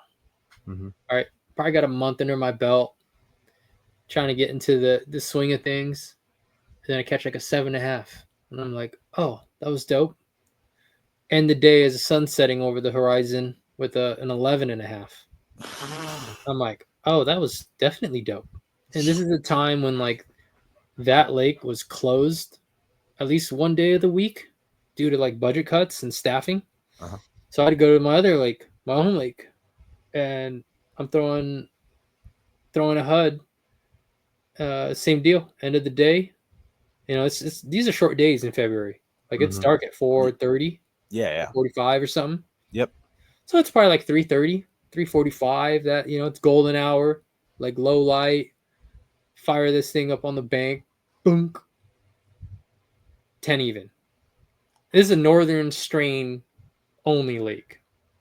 That's a big northern. I was gonna say a 10-pound northern. Yeah, and then the next cast, I want to say it was the next cast or the next couple casts, like a 9-12 or something.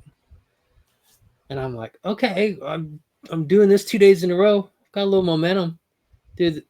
The other lake opens back up. Go back out there. This is on a whole different bait each day now, mind you. And I want to say this is the day I went with Scott Whitmer, who makes the triple trout. Mm-hmm. He's still living in Long Beach here. I'm like, hey, I'm on a thing. Come on, let's go fishing. It's actually hard to get that man to go fishing because he's always making baits. Yeah. And I ended up with, I think, 44 pounds for my best 5 that day. What? And this is on a whole different bait. All right.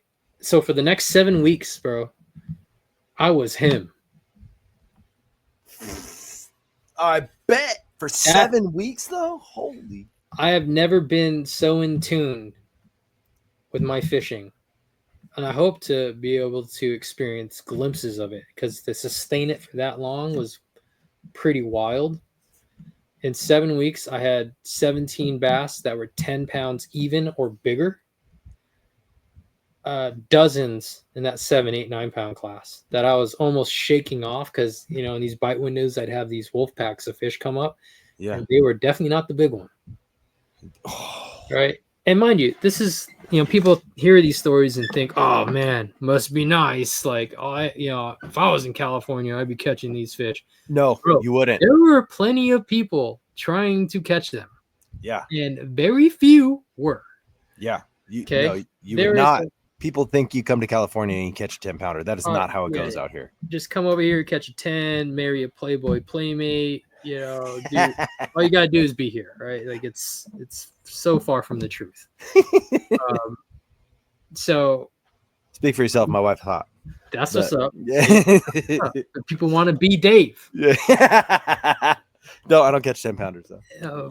Continue. Yeah. So you're on this. You're on this like. I'm dialed, bro. And I got friends, right, that I'm like, hey, you need to come out. Like, I am busting their ass. And they were so busy trying to replicate what I did the day before or earlier in the day that they were too late. Yeah. Yeah, they're just behind you. I was able to think freely and just go with the flow. And that's why when you watch anything I post, you watch what I posted on Instagram today, look at my boat deck. There's 15 to 30 rods out. So I don't know what they're going to do today, tomorrow, later. I'm sorry. Hold on 1 second. I am so sorry. Hang on one second. Good. I got to pause this. So I forgot to throw this ad in. Let's throw this ad in real quick. What up, dudes and dudettes? I'm sure you're tired of hearing my voice by now, but you're going to hear it for a little bit longer because this is a shout out to the sponsor of this show, Kayak City. Kayak City has been taking care of me ever since I started getting into a boat and paddling around in the water trying to catch some fish. And when I tell you it is Kayak City, it is literally like a city of kayaks. They have Bonafide, Eddy Line, Feel Free, Hobie, Jackson, Native, New Canoe, Old Town, Wilderness Systems, and so many used kayaks. I stopped trying to count them a long time ago. If you guys are looking for accessories, they have walls and walls and walls of accessories. They have one wall dedicated specifically to Yak Attack, and it is a massive wall. Kayak City is your #1 Yak Attack dealer here in Northern California. If you want to know where it is, stop by at 7812 Auburn Boulevard, Citrus Heights, CA. Roll through, say what up to James, Troy, Eric, Scott. Tell them Dave says what's up and tell them I sent you there. Thanks for listening. Also now a sponsor of this show, the Kayak Adventure Series. If you guys are interested in traveling the U.S. and getting into some skinny water and fishing some fun fish, hit up my boy Drew Gregory and the boys over there at the Kayak Adventure Series, and they'll get you plugged in. You'll be on the water in no time. There's my ads. Sorry, Oliver. Nah, you're good, man. Shout out to Drew. Yeah, dude. Drew's the man, dude. I love that guy. So, all right, please continue with your story. I am so sorry I interrupted. No, you're good, man. So yeah, let's talk about some of these crazy stats, right? So 7 weeks, like I'm out there almost every day. 6 days a week, if not 7. I mean, I'm hungry, bro. I want that 15-pounder. Yes. All the while, I'm filming it all. I mean, GoPro Hero 1. Oh, yes. And, going through the headaches of trying to make sure that thing's running. And not overheating. Oh, it's a pain in the ass. Dude, like yeah. you mother lovers these days have no idea how easy you have it with all of the modern renditions. Yeah. And I'm showcasing these clips to my close circle. Mm-hmm. And, I started filming it, honestly, because a lot of my friends were kind of low-key or high-key hating and calling bullshit. Oh, yeah. Yeah. Oh, yeah. You didn't do this. You didn't do that. That fish wasn't that big. That blah, blah. Whatever it was. Oh, okay. Let's take a look at the replay. So, that motivated me to document all of it. Yeah. And all of a sudden, I'm sitting on all this content.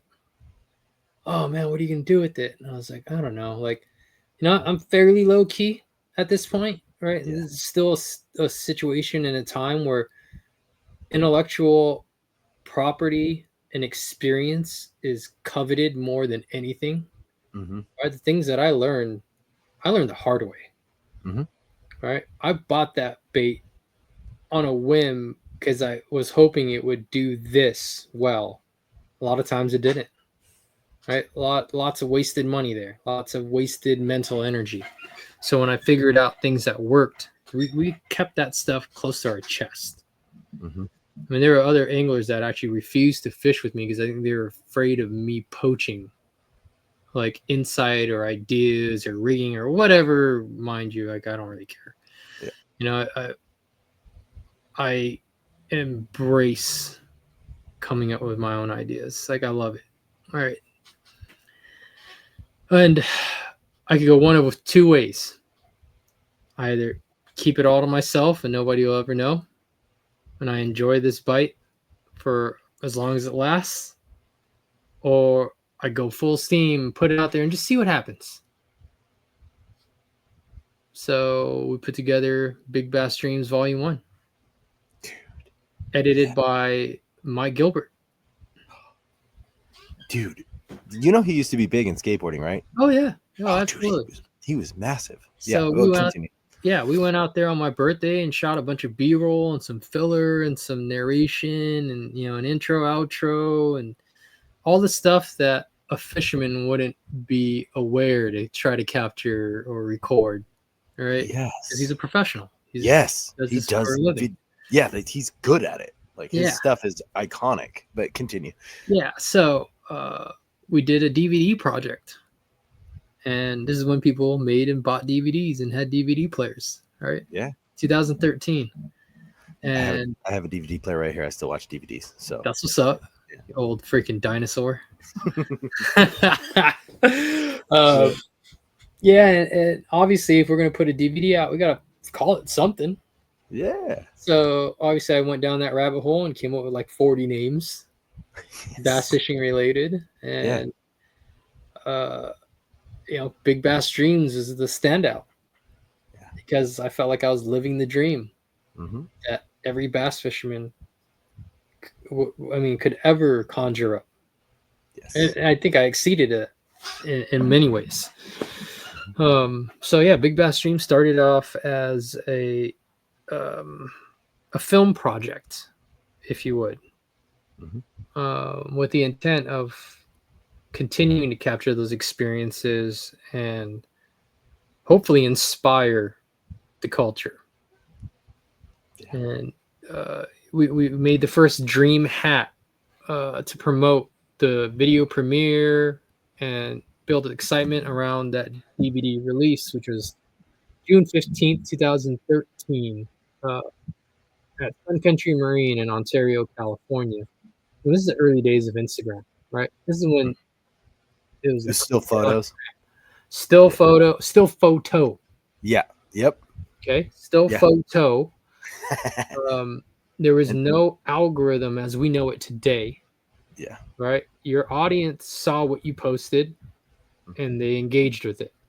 And that blew up like continuously for the first 2 or 3 years. Like, I've been sitting on the same kind of numbers for the most part for the last 5 years. Dealing with those algorithms and all of that other crap is a little bit frustrating for me as a creator because I feel like my content is continuously high quality and difficult to capture. Right? Like I'm traveling to known fisheries with a lot of pressure and capturing it all cast to catch, but the context gets lost in algorithms.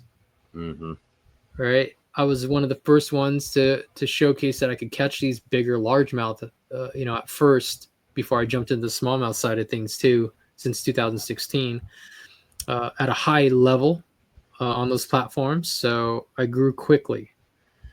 And man, I got suckered a lot, right? And this is all part of like learning and growing as a business person. Like, oh, where can I get these hats made? Oh, I know a guy, blah, blah, blah. Okay, cool. How much is it going to cost me? Oh, okay, that sounds good. I was getting destroyed. Oh, no. Oh, yeah. And, my minimums were super high, like 144 or something crazy like that for one design. Oh, no. And I'm paying a lot of money for them.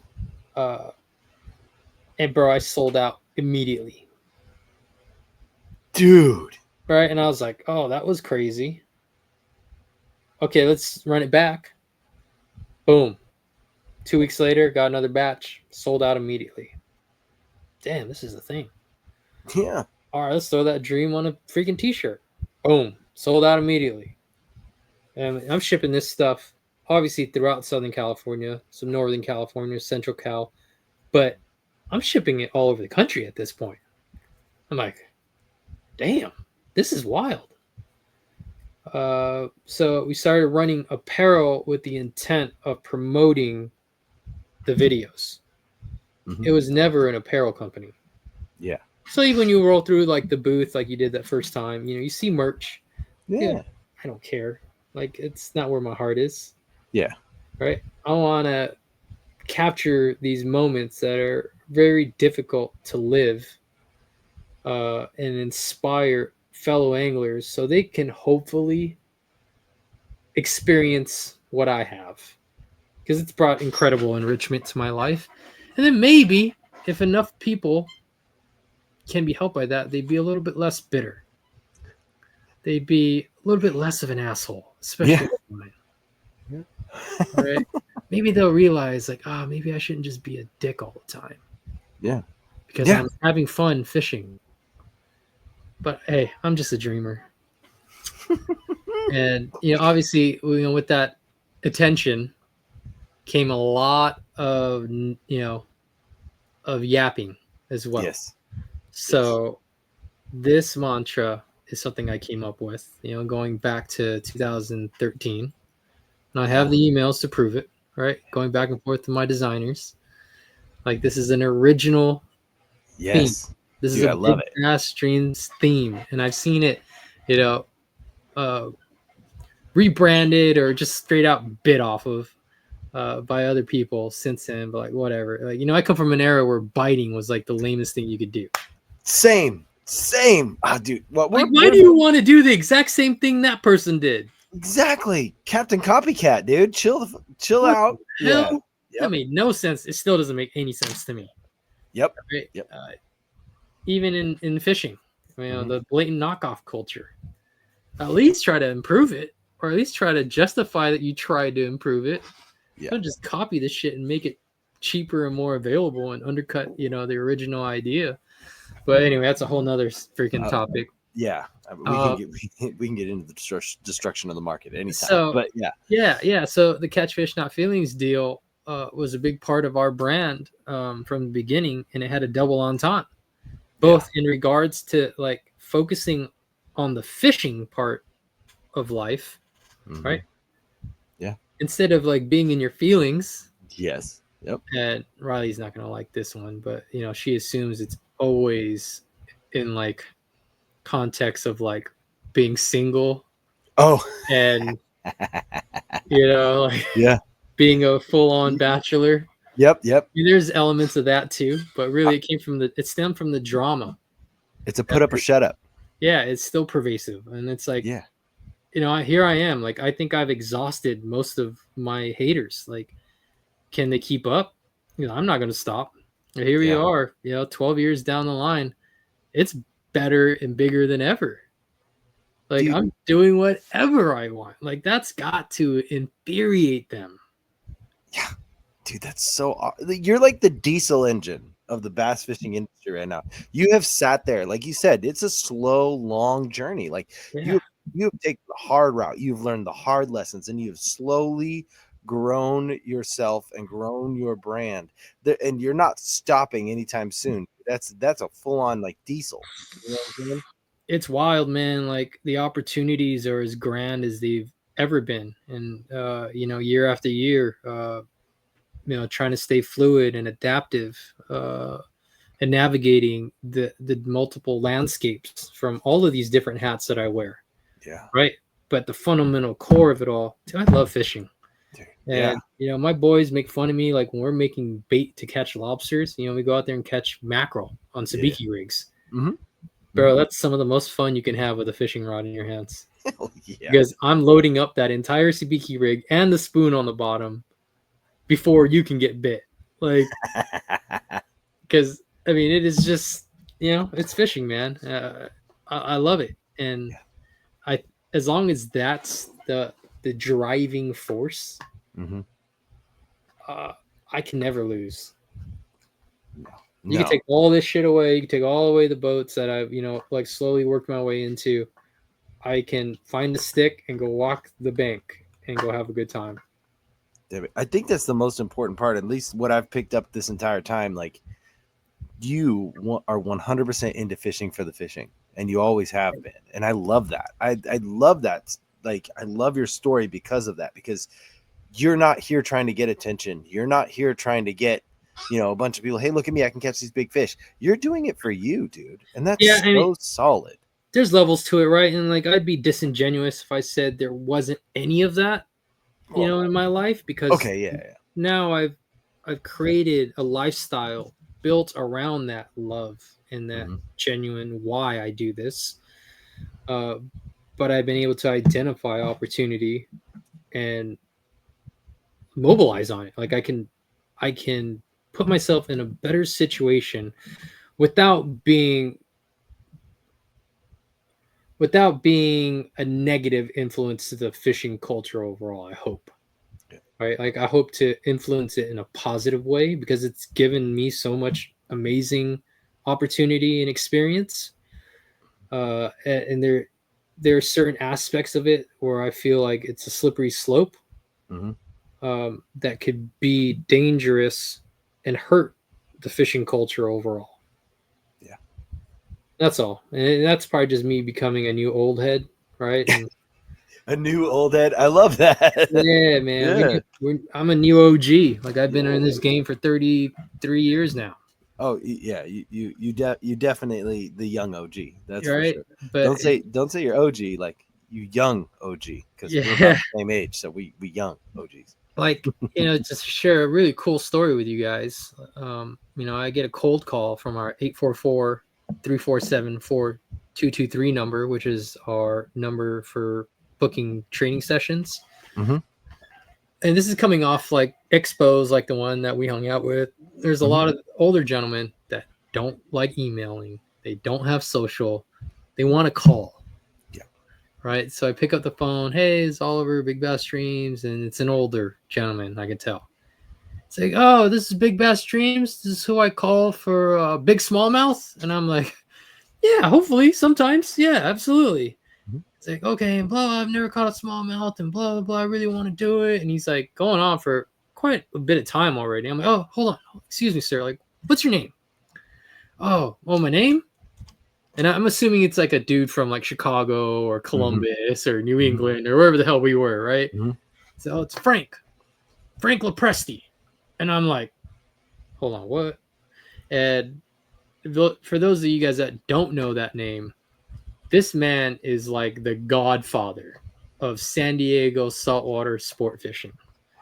He Oh. owns 3 of the landings, 3 of the 4 landings, and like 3 of the boats outright, and has ownership in every other boat. So if you've gone long range fishing, your money has gone in that man's pockets. But like he is definitely like a real OG, right? 81 years old now. Pioneered saltwater fishing on the West Coast as we know it. And he's calling me to help facilitate his first smallmouth bass experience. And for a young angler who was aware of him, I'm not going to say like I was necessarily like a big fan or like really knew that much about him, but I definitely knew his name, right? I understood like from a broad stroke like his impact. And I think it's important for all you up and comers to have that similar perspective for the guys that came before you, right? Especially with the divisiveness of forward-facing sonar and all these youngsters feeling attacked at the old heads, don't think they're real fishermen, blah blah blah blah, and they feel like they need to validate themselves so much harder than when I was in my 20s, right? Because I think it's a struggle for most young adults is to establish yourself, to be recognized at a level of respect that whatever that may be that you're trying to achieve. But the worst way to or the easiest way to never get there is to shit on the guys that came before you, especially in the lane that you're trying to navigate. Yep, 100%. So all you young heads that are hammers with and without the forward facing, especially in the trophy side of this game, just showcase that you can do it without it. That's all. Yeah, dude. Yeah. That's all. That's a simple fix if you ask me. Turn it off. Take it off the boat. There's that kid in the MPFL. He jumped over there. He was a huge forward-facing guy, and he jumped into the MPFL, and he's like just having a blast over there. And now the old heads can't take that away from them. Nope. That's so awesome. So that's something to consider. All right. Don't shit on the old heads, because without the old heads, this industry wouldn't be what it is today, and you wouldn't have these opportunities. No. And respect is earned, not demanded. So you can demand everybody like you or everybody bow down to you all you want, but until you earn that respect, there's no point. No. So that's just something that I see pop up again and again. So just a word of advice. I know it's unsolicited, but no, it's I perfect format for it. Thank you. Yeah. I mean, I'm new. I'm old. Like I'm an old person, but I'm new to fishing. Like, so there's so much nuance and subtlety, right, in this culture. And then you got the subcultures within the cultures, like regional cultures within that. Like it's complex to navigate, man. But just keep in mind, like you don't have to shit on somebody to make yourself shine. Yeah, absolutely. Yeah, and uh, I was gonna talk to you about this. I was gonna talk to you about this in general, but since we're talking now, I was talking to Chris 2 weeks ago. Our buddy Chris Waters. You remember Chris from Columbus? Yeah, he's the dopest dude. Yeah. I love that guy. But we were talking about we're gonna have a big bait summer because, like you said, like I do the same thing you do. I take a technique and I just do it until I get fairly comfortable with it and I Yeah. can land some fish. And I'm like, okay, cool. This is another thing in my toolbox, you know? So we're doing big bait summer this summer. So, I mean, I have your Defiant, was it the 210 I got? Yeah. The 210 tied up. I got a glide bait tied up. I got that one. I don't want to throw it though. It's all white. I got it from you. It's a black. Oh, here it Black is. Spirit. Yep. Oh, the chapter 1. Yes, I got this thing, and man, I'm afraid to throw it. Not because like I don't care about the cost, but this thing looks so beautiful, and like how you guys did this. I'm like, dude, this thing's rad. Like, I'm afraid to throw that for sure. You just need to buy another one that you can actually throw and put some character on. And I don't care what anybody says. The most beautiful lure to me is a mangled one. Yes. Covered in teeth marks. Yes. Wire through ripped out of the balsa and all. Because that lure tells a story. Yeah. That's real beauty. Yeah. Dude, yeah. So I'm just saying we're gonna have a big bait summer. So I might be like calling you for pointers here and there. I mean, I don't really have a whole lot of money, so I can't be like, hey, take me out and show me. But if I could call you every now and then, I'd appreciate it. Just to be like, what am I doing wrong? Absolutely, man. And here, guys, like obviously, like we run a lot of these high-end personal training one-on-one sessions on the water, right? Fresh and salt, literally across the country. But I try my best to make myself accessible at all levels. Yeah. Right. So even if you are looking for basic information, like I have hundreds, I mean, probably a couple thousand videos for free available on the YouTube channels. Yep. Big Bass Streams and Oliver Ngy. Yes. And then I have that next level insight available for members. So it might not seem like much to you, but like at 99 cents is the lowest threshold. Yeah. That helps tremendously to keep this train moving and keep my mouth open and flowing. Yeah. It takes a lot of work to produce this content, even the low production stuff, right? Like if you want to see like some dope high production stuff, you can go on YouTube and search this new video that we shot with Quantum. Okay. It's called, oh gosh, what's it called? I actually put the link in your chat box here. But if you search Golden State of Fishing, Oliver Ngy takes on SoCal with the Quantum benchmark. You can see what a 6-minute, 21 second video looks like with some real money and production behind it. Right. And we've got a handful of those kinds of projects. Yes. But even at the, low production guerrilla style content, dude, that's where all the juice is. Dude. Yeah. Right. That's where all the deep dive stuff is. I'm gonna pull that up, but I'm not. I don't. If I pull it up on the show, I won't know how to get it off. I'm not Brad and Matt. They're very good at that stuff. Yeah. I'm very bad at this. So yeah, and I'm very proud of like that high production, polished like storytelling stuff, and artistically, it makes me feel like really good and proud of the work that we do. But man, if you just want to learn, right, and dive into big baits, especially, or anything. People probably have a hard time understanding how I can be as proficient as I am with so many different baits. 33 years, homies. Slow burn. Obsessiveness. Yes. There's a lot of information there, and especially for the members. Like you can go back and watch every live stream I've ever done with some incredible guests. Like the creme de la creme. Like you want to learn frog fishing? Like I've got Bobby Barrett going unhinged. That man is like you want to Coast God. Yeah. You want to hear about Matt Newman catching 28 bass in a row over 8 pounds? That's on there for you to digest, right? And not just these aren't boastful and braggadocious stories. These are conversations I have with people that I respect, and I ask very particular questions. I think it's important that the right questions are being asked all the time. So that's something that I feel like you guys would definitely benefit from. And if not, just watch the free stuff. There's a lot of dope stuff there too. I mean, a lot of it.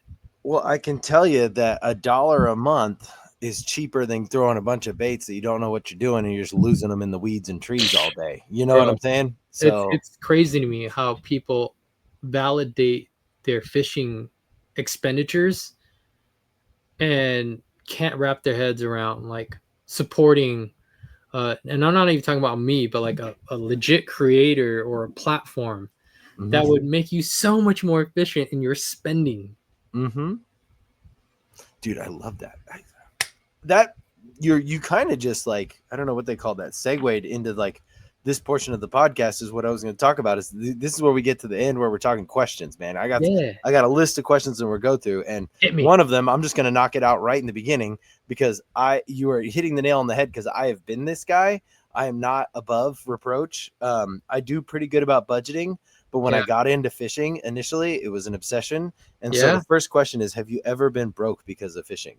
Like gone to go get burgers and you ended up getting a pack of Yamamoto Senkos instead and be like, well, I'm just going to get a pack of salt. I think you miss the question because it should be more like, have you ever not been broke because of fishing? Right. Like, really? Right. Yeah. Like, the amount of money I've spent on tackle, boats, fuel, insurance, payments, mind-numbing. Yeah. So, you want to talk about the why? Like, I'm a cheap, frugal bastard. Like, I need that twist lock on this. I need that bait to not slip. I need it to work and last more. Like, it's a great, I love it. I like how you worded it better than mine. That's funny. All right. So who's your favorite angler and why? Gosh, man. It's got to be Riley. Right? I mean, that's your lady. Yeah. But a close second. Yeah. I got to fish with a pretty big inspiration for me, thanks to my friendship with his son. Yeah. And Troy Lidner lived here in SoCal for like 11 or 13 years. So on one of those road trips, he set up Al Lidner to come out and fish with us one afternoon. Wow. And, to watch this man be exactly how I envisioned him, watching him all those years, busting walleye from the back of my boat in like pretty sketch like swells. Yeah. And he's old now. Yeah. And he was old then. And not miss a beat, right? It was a dope moment for me. I was like, damn, this fool is the truth. Like, that's dope. Yeah. Hell yeah. But there's a lot of others. Like, there's so many guys that I've drawn inspiration from. Like, there's too many to list. And even anglers that people would never hear of. Yeah. Right. I feel like there's a whole row of unsung heroes out there that like need to be brought to light. Just I could probably rattle off 50 names that nobody would know. Okay, yeah, but they were badasses in their own way. Yeah, dude. Yeah, I love it. All right, so spend a day with anyone. Who is it? What are you doing? Damn, that's a tough one. It's pretty wide. Yeah. Man. Pretend you're not engaged. I'm not saying go with Playboy models or anything, but you know what I'm saying? Honestly, man, I would have loved to have a conversation with Kobe Bean Bryant. Oh, yeah. Especially on a boat, right? Like, that's a figure that was very influential on how I operate. Yeah. Right? Like, that chip on my shoulder, just that mentality, like, especially in basketball. Like, bro, I wasn't gifted with athleticism or raw talent. Like, I felt like I got pretty good to, I made the most of what I was able to work with. Yes. And grew to earn my confidence in my offensive and defensive game, especially for being 5'8". I love playing in the post, I love guarding bigger dudes. Like That's hard. I loved the challenge. Yeah. Right? I loved all of it. And I got a lot of that from that man and watching him, struggle early on as a Laker and then, come into Froby to 24 and he set the bar really high for sports figures. He did. Yeah, poor LeBron never stood a chance. As, No. he just won't be embraced the same way. No. As great as he is, right? And it's not to say that he's not great. No. But that dude was another type of animal. It's a different level. Like I mean, we could literally go down this rabbit hole of basketball right now. And I love the fact that side note, I love the fact of all your basketball references because I mean, I grew up in Long Beach, so it is a basketball heavy town. Like it is. People are like, what's your football team? I'm like, whatever. I mean, the Raiders used to be here, so I'm down, but like, yeah. I have an LA Raiders, like a little like kids LA Raiders shirt somewhere that was mine when I was a kid type thing. You know what I'm saying? But like, it was like, I grew up on basketball. People are like, what do you watch? I'm like, basketball. And they're like, well, do you have a baseball team? Basketball, bro. Like I do NBA and I do college basketball. I do college basketball like a fiend. Like I'm a weirdo. Like my bracket score was insane. I beat my family by like 30 points on our last March Madness this year. So like I'm a weirdo. But I love the fact that you're a basketball guy. So and I will go down that rabbit hole and I'm choosing not to only because like I don't want to take up a ton more of your time. But we'll jump to the next question and we'll go. Oh wait, you didn't say what you were gonna do with Kobe. You're just gonna sit there and talk? Man, I've been around enough of these high profile like celebrities or athletes. The last thing they want to do is go do what they had to do. Right. I'm not saying play one-on-one, but I took Jeremy Lin out tuna fishing the day he moved into his apartment in LA when he came to the Lakers. Right. Oh hell yeah. I didn't ask that fool a damn thing about basketball. Yeah. All right. And I think he appreciated that. Yeah.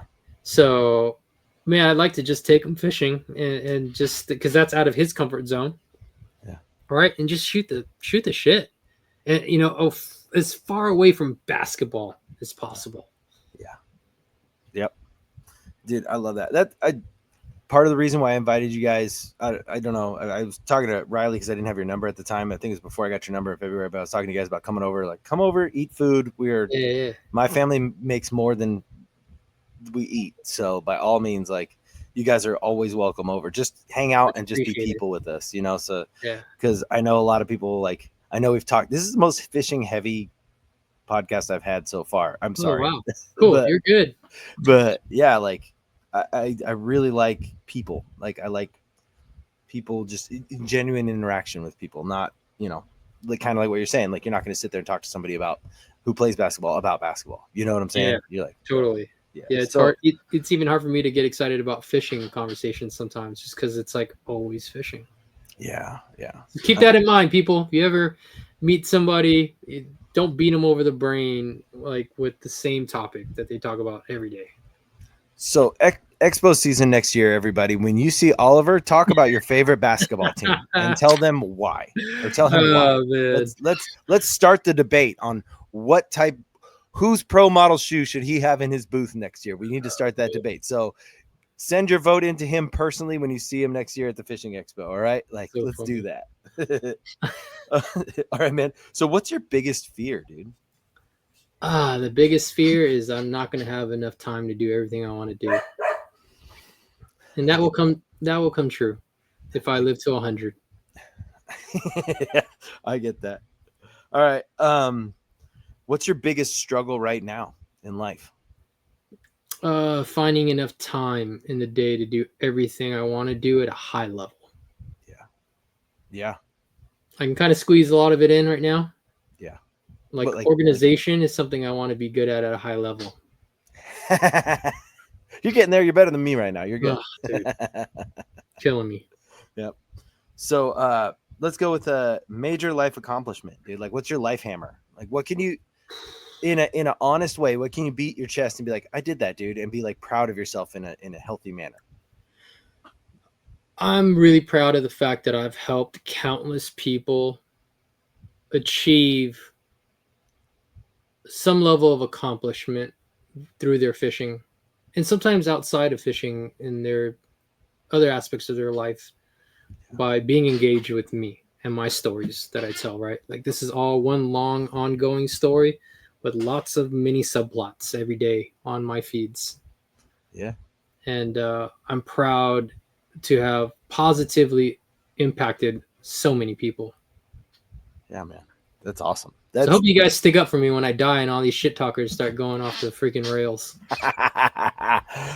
Y'all, my funeral better be dope.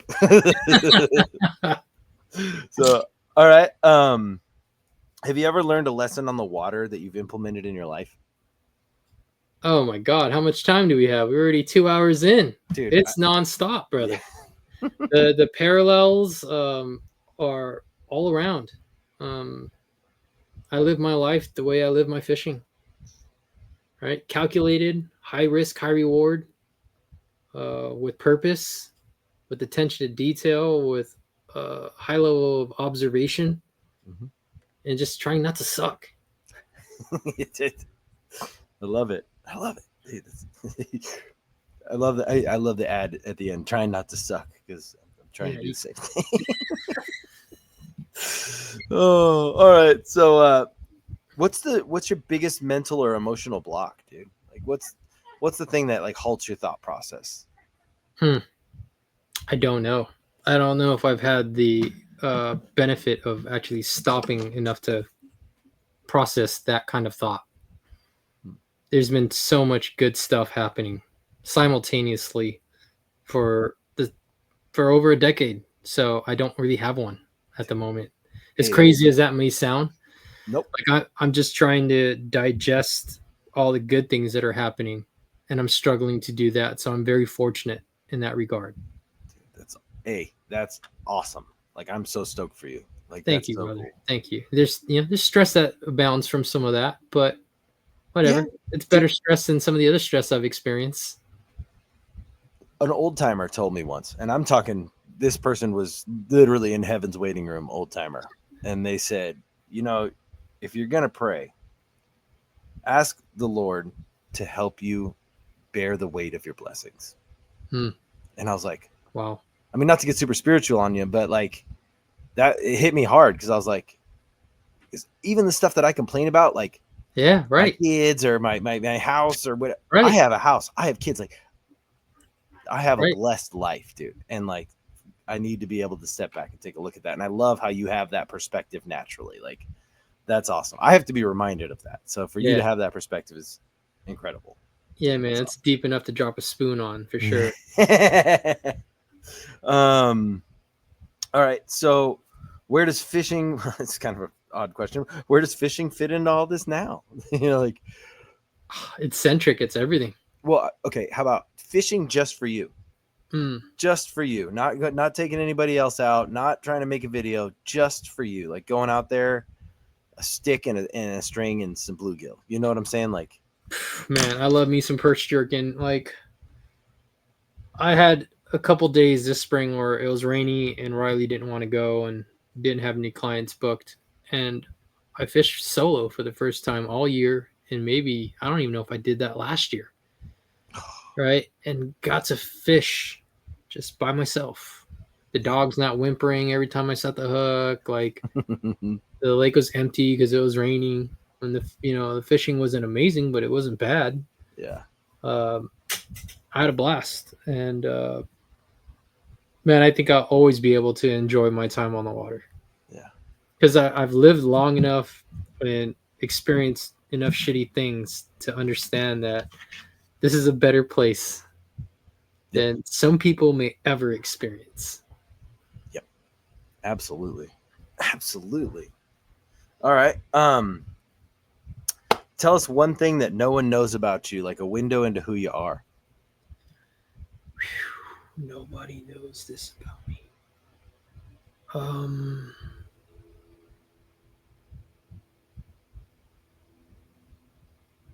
I don't know, man. Like I've been speaking so publicly for so long. Yeah. I don't know if there's any one thing that people are so blatantly unaware of. I wear my heart on my sleeve for the most part. I am who you see. Same. Yeah. Yeah. I love that. Okay. Hell yeah. All right. Last question. It's a 3-parter. All right. It's for your health, dude. What do you Mhm. do for hydration? What do you do for diet? And what do you do for mental clarity? All very important, and all things that Riley and I are actually focused on, and part of why we came off the road a little bit earlier than we wanted to. Hydration is huge, and I didn't understand this as a young kid, not drinking or eating anything through an entire day of fishing. Yes. All of a sudden, I'm just like crippled with debilitating headaches and almost feeling sick because my body's just falling apart. Yeah. So water, I still feel, is very important. All right, but we do supplement it with some of the like, what are they called? They're supplements, but they're mix of Electrolytes. electrolytes, Mhm. right? Whether it's liquid IV or element, try to keep that um, kind of like limited to one drink a day. Yeah. Right. We don't drink sodas. Mhm. Anything with that high fructose corn syrup has been cut out of our diet for a long, long time. We do drink some coffee. Don't It's really drink alcohol much anymore, although I do enjoy cocktail occasionally. yeah. But when I'm fishing, like all that's going to do is dehydrate me and take me out of the game potentially. Yep. All right. Yep. And we do it so often and for so long that I need to be on my A game physically. And I ain't no spring chicken anymore. And the only dad I know is Father Time, and that mother, he's catching up to me. Yeah. Um, Oh, dude. So yeah, we're trying to really refocus on our health and eat clean, right? Like trying to cut out processed foods, white grains, implement more of our own catch into our diet because we know where that food's coming from. All right, and sourcing it is important too. So anytime we have access to wild game from my hunting friends or people that we know that raise their own cattle or chickens or have eggs, like we go down that route. We have to kind of eat kind of sloppy on the road at times because our options are just limited to that, Mm-hmm. right? But outside of that situation, we're going to eat as clean and healthily as we can. Getting back in the gym is a big part of the process for me. Like I can barely stand up and sit down because I decided to hit leg day on day one. So I knew that was going to suck. I was like, let me Yes. get this out of the way before I get back on the center console and have to, stand on the boat for hours. Like I might as well just get it over with. That, it used to be like a 2-week transition coming off the road, getting back into shape, and it's probably going to be closer to 3 now. Yeah. Right. Yep. Yep. And I lift for endurance and injury prevention now versus like in my 20s and most of my 30s, like lifting just the heaviest shit I could just to be strong without any function behind it. Yeah. Those days are over. Yeah.